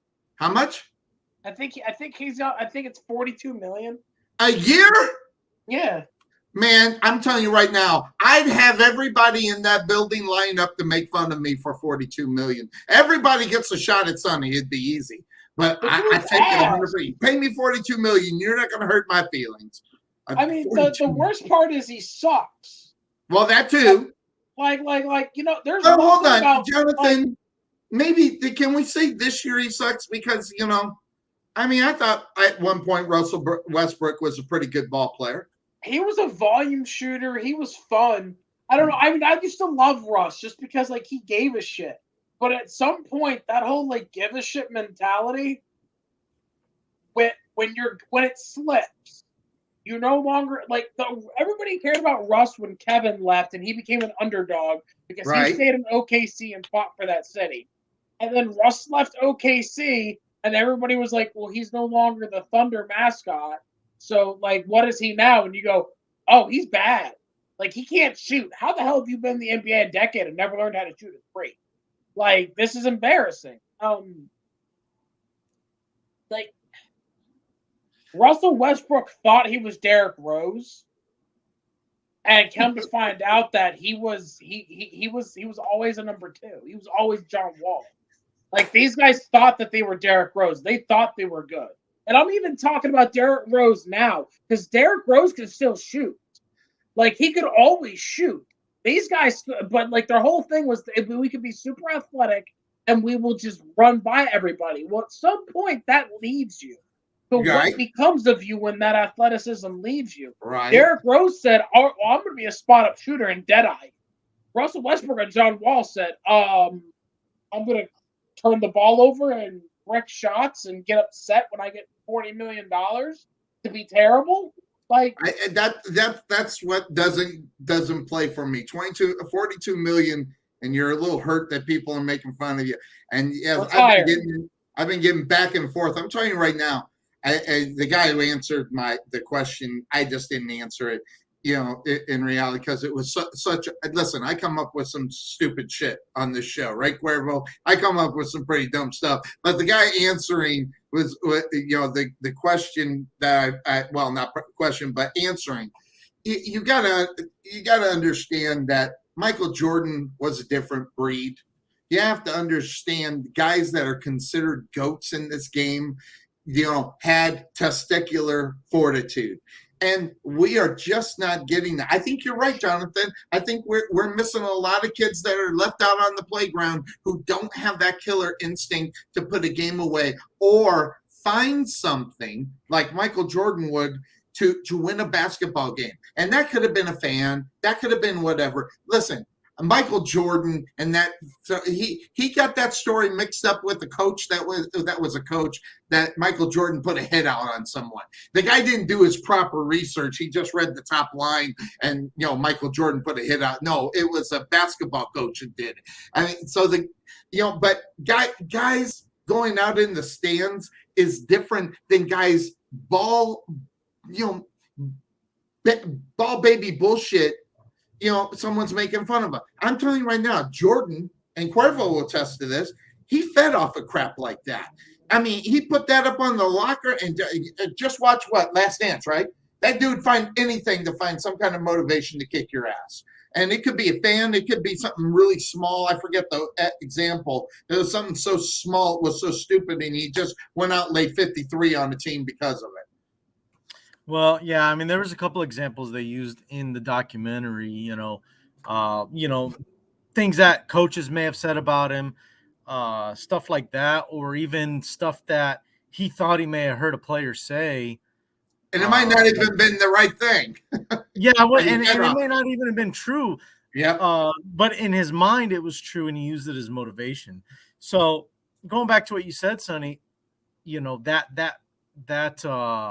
that type of player with that killer mentality and things like that, that breed of player doesn't exist. Has been gone for years now. And the last one Kobe. It was a guy by the name of Kobe Bryant. May he rest in Absolutely. peace.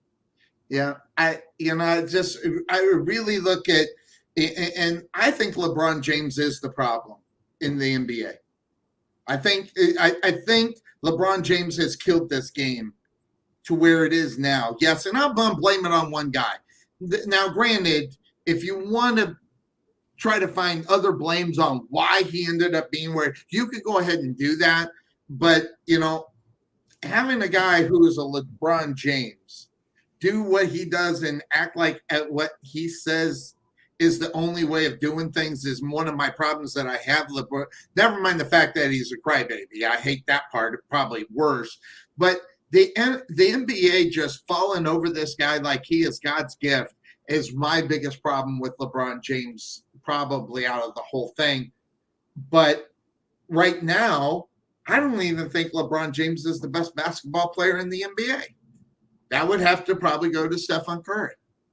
That guy's the best. That guy's the best basketball player in the NBA right now, no question. Oh well, maybe right. I see Jonathan might not fully disagree, but he's probably thinking there's somebody better. Who's better? I just lost you. I can't hear you. There you go. Say again? Giannis Antetokounmpo from Milwaukee. Yeah, I forgot about him. That guy's a That's the best shooter I've ever seen, and we've seen great shooters. Reggie Miller, Ray Allen. Absolutely. But I think Giannis is the best player. And also, LeBron's 37. Like, at some point, he's no longer going to – like, Michael Jordan wasn't the best player in the NBA when he was with the Wizards. And he had a 4-year, start. He came out of high school. So, like, at some point, like, these guys age out of being the best. But, like, you can blame LeBron because he was the best player in basketball for at least 10 yeast unquestionably. And people will emulate guys in his position. I mean, another great player, Kevin Durant, right? Kevin Durant did the LeBron thing and went and ring chase, and he acts like a spoiled little brat anytime somebody calls him on his shit. Like they all do, though. Like I said, all these basketball players get their money and they become 40-year-old snotty white women. Every single one of them. Wearing their Gucci and their Prada and drinking their Starbucks pumpkin spice and walking in with purses. Up with the Starbucks with their little name on the underneath it, yeah. Like what they got the necklace with their name, right? and like cursive too. That one of them high school girls get. They all do it, man. It's embarrassing. Yeah, is the NBA a hard watch for you, Cuervo? Do you even watch the NBA? Have you watched any minutes except for the All-Star Weekend? I don't think you even watched the All-Star Weekend because you got a life, So. No, I mean, look, I'm happy that the Bulls are somewhat improving. Not bad. I don't think they're an elite team in the East. No, they're not because they can beat up on the bottom feeder teams, but when it comes to the top 3-4 teams in the East, I mean their record is so bad against them. Well, when the Suns are the best team in the NBA, that league is lacking. At least that's my opinion of it. Who's the best team? Right now, the Suns aren't they? Aren't they the best team in the NBA right now? Oh yeah, it's not even close. Yeah. They're beating the shit out of everybody. They're beating everybody and beating them bad. So like you said, Jonathan, they're in that not a super team, by the way. Conference, and they're just blowing past them now because that team rebuilt themselves and took their time. Oh that wasn't a big three situation. Many years. Like how many years did Phoenix suck? And they tried, and people, believe me, I lived there. I know. I lived through it. This organization's terrible. They don't know what they're doing. Blah blah blah. Devin Booker's no good. DeAndre Ayton's no Devin good. Booker's pretty damn good. Like Devin Booker's awesome. DeAndre Ayton's great. Like anyways, yeah. I mean, yeah. Sooner or later, and then they got that cat up in Portland, Lillard. That guy's a badass too. Just on. Bad team. But then again, he signed for the money. He maxed out contract money. Hey, I don't blame him. Get your money. But sooner or later, he's going to need to go somewhere so he can maybe prove that he's a real basketball player, or at least one that can win a championship. So Nah, leave Damian Lillard alone. The dude's loyal. Everybody keeps Damian trying to Lillard. trade him. Like like guys like I hate this. We're always trying to get guys and put them on winning teams. And it's like, nah, man, like Damian Lillard has made Portland his city. Like those are his people. Like let him. I agree. Let that man rep Portland. Like he's happy as he can. Like dude's from Oakland. Like he probably loves being in Portland. Like dude's chilling. You know, we don't need to like push guys onto winning teams. It sucks when they're never in the playoffs.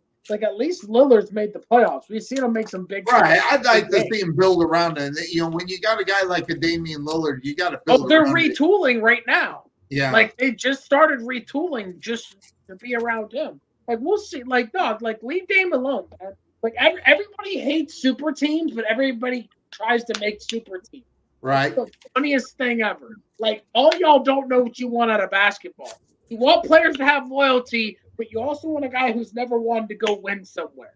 Well, you got to have one or the other. You can't part have of that is ownership, though, Jonathan. Some of them just not doing what they need to do. Now, granted, for when you give Damian Lillard that max contract, it kind of throws the whole budget out of whack. In reality, to bring him on that quality to be able to help him a little bit. I'm not saying bring in the top guys, but at least something that can help them get up and make the playoffs and make a run for the champ. I'm not even saying win the championship, but at least put it out there to where they can make the run for it and it look legit. But right now Portland isn't doing much, and it's because of his contract. I think didn't they pay him like $56 million when he max contracted out? $56 million or something. He was the highest paid basketball player in the NBA, Damian Lillard for 2 years. So unfortunately that kind of he's hurt. Yeah, he's hurt right the franchise on what they can bring in to try to help him too. So Yeah, but like he's hurt right now. It's a dead year for Portland. Like it's dead. And the best thing is to keep that guy down. Do not bring his ass back. There's no need for it. Sit his ass out for the rest of the season and see what you can do in the offseason and try to help him. But yeah. Those are well, good, where's though. Portland at in the West? Are they playoff contention or No. It's a dead year. Yeah. Okay.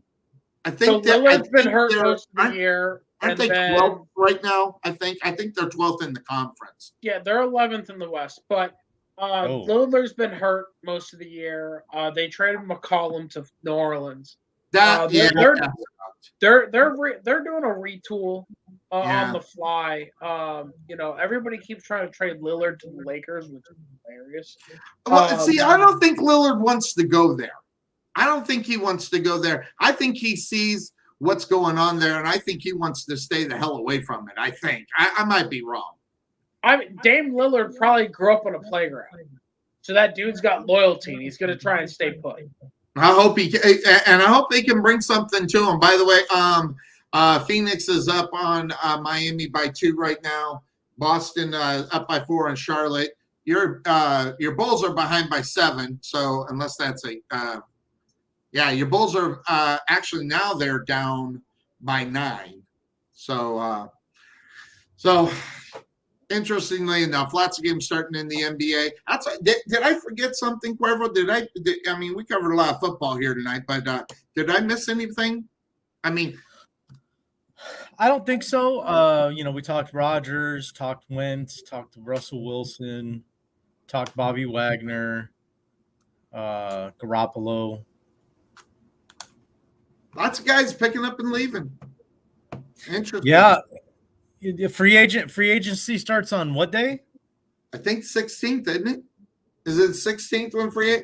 I think it's the 16th. I think if it's not, it's a week from that or something somewhere. It's within this month, but I think it's the 16th when free. It is because that's when the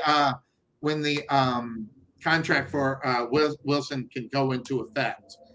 That even though that's an official thing, it's not official until the 16th.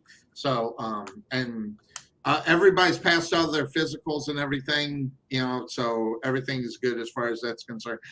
Jonathan, did you find out, is the $200 million, is that actually done deal as far as what you're hearing? Or because you sound like you didn't think it was a done deal, and believe me, I could have very easily missed it. It looks like nothing's been officially finalized yet. So I don't know. Aaron probably got mad because Russell Wilson got traded, so he didn't have the spotlight to himself. So now he's going to hold up contract negotiations for like Friday when he has a day to himself again.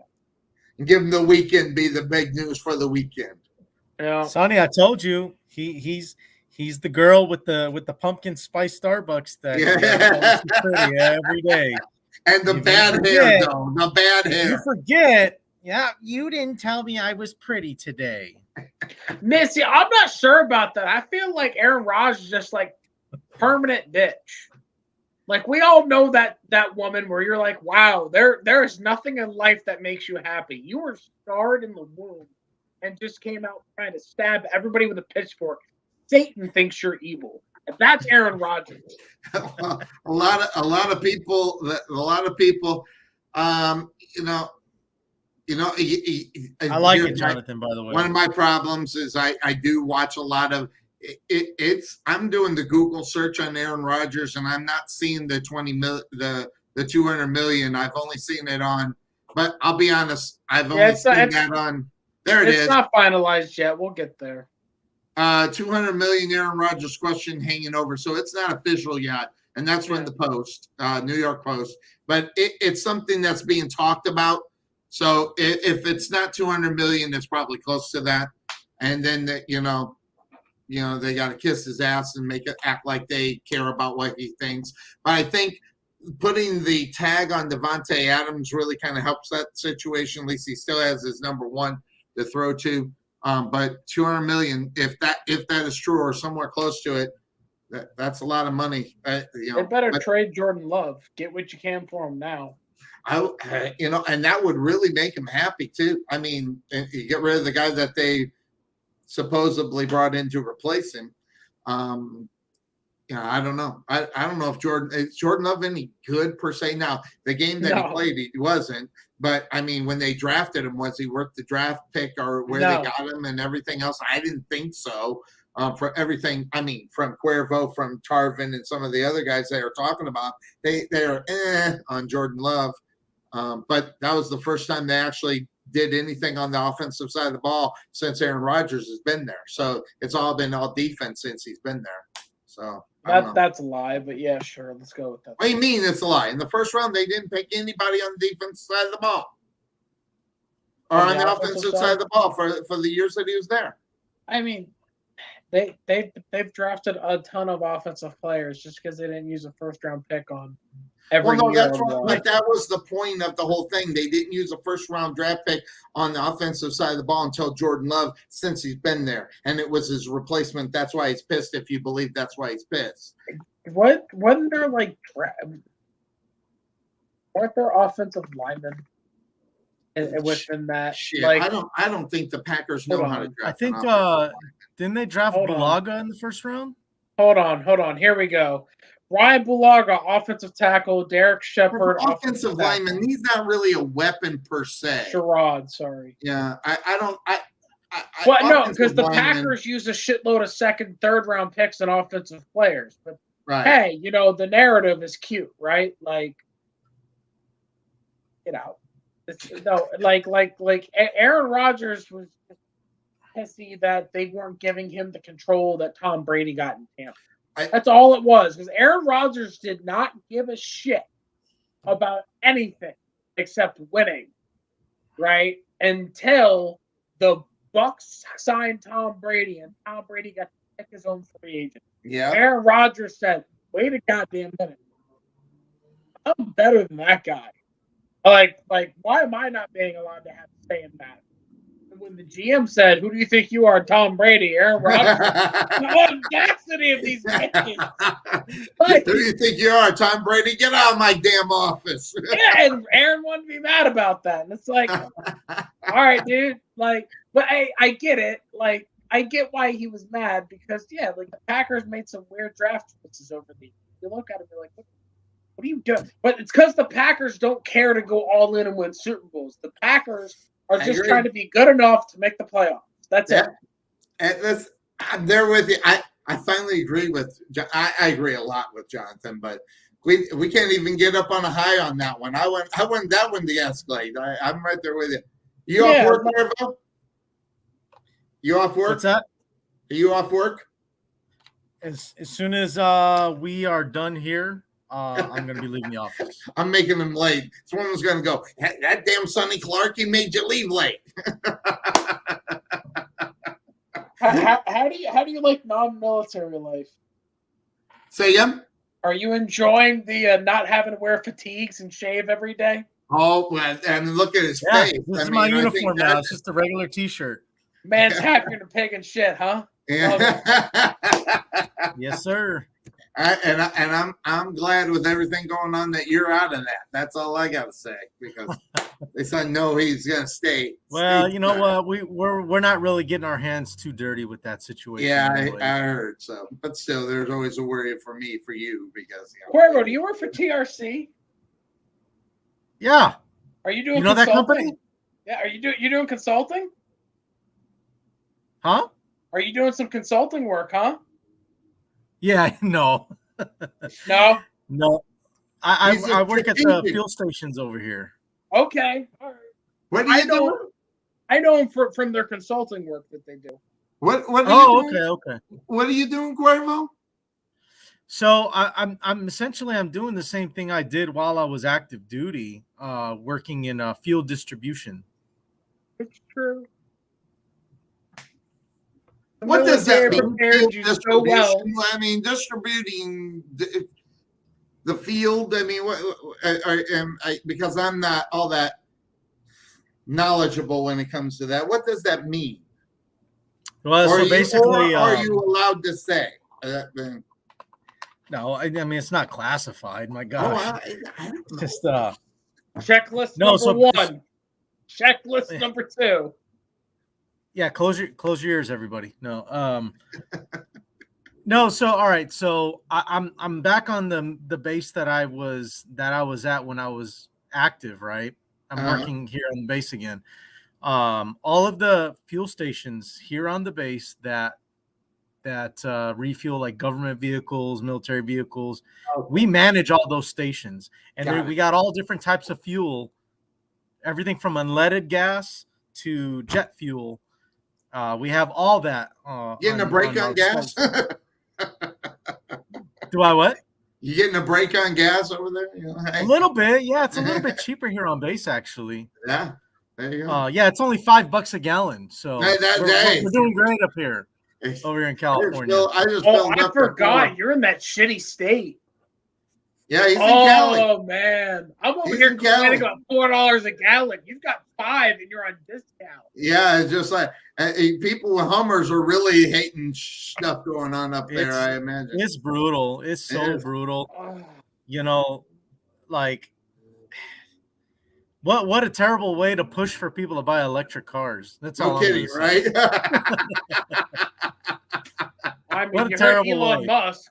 There you go. Like, hey, can we release more gas because we don't have enough electric cars? Like, this is not happening right now. Somebody do something. And someone says 2035. I mean, come on. No, we're not even close. If Elon Musk says that you need more oil to get this country running again, you should probably get more oil. Probably something. Yeah. Hello, Venezuela. I know we hate you, but money? It is what it is, right? That's all I got, man. I don't have anything else. I just love BSing with you guys and love getting Jonathan's blood pressure up. I like that. I accomplished something today, so I did my best there. So, by the way, Allen Robinson and Calvin Johnson is not Hall of Fame worthy. Man, I had so much fun with that, just pulling this guy's leg. Of course, I obviously think Calvin Johnson's a Hall of Famer, but that's the one I pulled his leg on for a long time. He's finally recovered on that one, though. But yeah, and we've moved on to Allen Robinson. I was going to say they still need the number, but I believe they still need number one wide receiver. That's it. The Ravens are going to win the Super Bowl next year, and I'm going to look at Sonny and be like, "So Allen Robinson, huh?" as he's playing for like the Lions. Well, man, I don't know where he's going. They But stink. that's it, guys. I'm done. Yeah. Thank you. All right, guys. Everybody have a good night. We'll see you on Sunday. What time's good Sunday, or do you know, Cuervo? Oh. We gotta. Okay, we're waiting on Sam Crenshaw. He's gonna let us know when he's available, and then we'll work around that time when he knows. He said he'd get with me sometime Thursday or Friday as far as the time, so we can try to promote it and get it out. Sam Crenshaw, I don't know if you know who he is, Jonathan. He's from Atlanta. We're gonna be talking Atlanta Falcon football on Sunday with him, and things going on in Atlanta as far as the sport. And by the way, Sonny's been setting this up before the Ridley story broke. Yes. So crazy coincidence. Yes. Just wanted to throw that out there. And I wish we could have went on with it before that, but it is what it is. Because he was really busy last Sunday. He was going to try to make it on Sunday, and he said he probably couldn't, and he was right because he was inducted in a high school Hall of Fame and doing a lot of Zoom stuff going on. So, but he said he'll get with us on Sunday. So I've got my fingers crossed for that since Jimmy Smith, on us, the bum. No, not the bum, but hopefully we'll be able to reschedule him and get him back on. So that's gonna do it for us. Stink. Huh?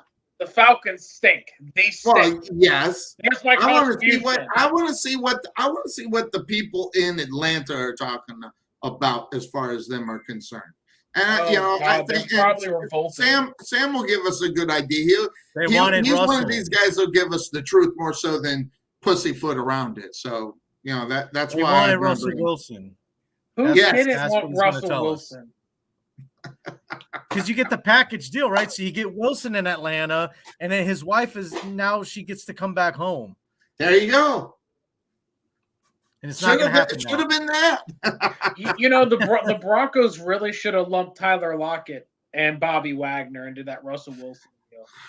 Wow. Oh, Could God, you imagine? Yeah, it'd just be the Seattle. Here's Tim Patrick. Broncos. Here's this guy. I don't care. Give me all of this. You know what? You can have Jerry Jeudy. Fucking give me Tyler Lockett. I'm over here saying give me Tyler Lockett over Jerry Jeudy. Give them all. Just do it all. Yeah, why not? Why not? We're out of here, everybody. Be good. We'll see you Sunday. Ciao.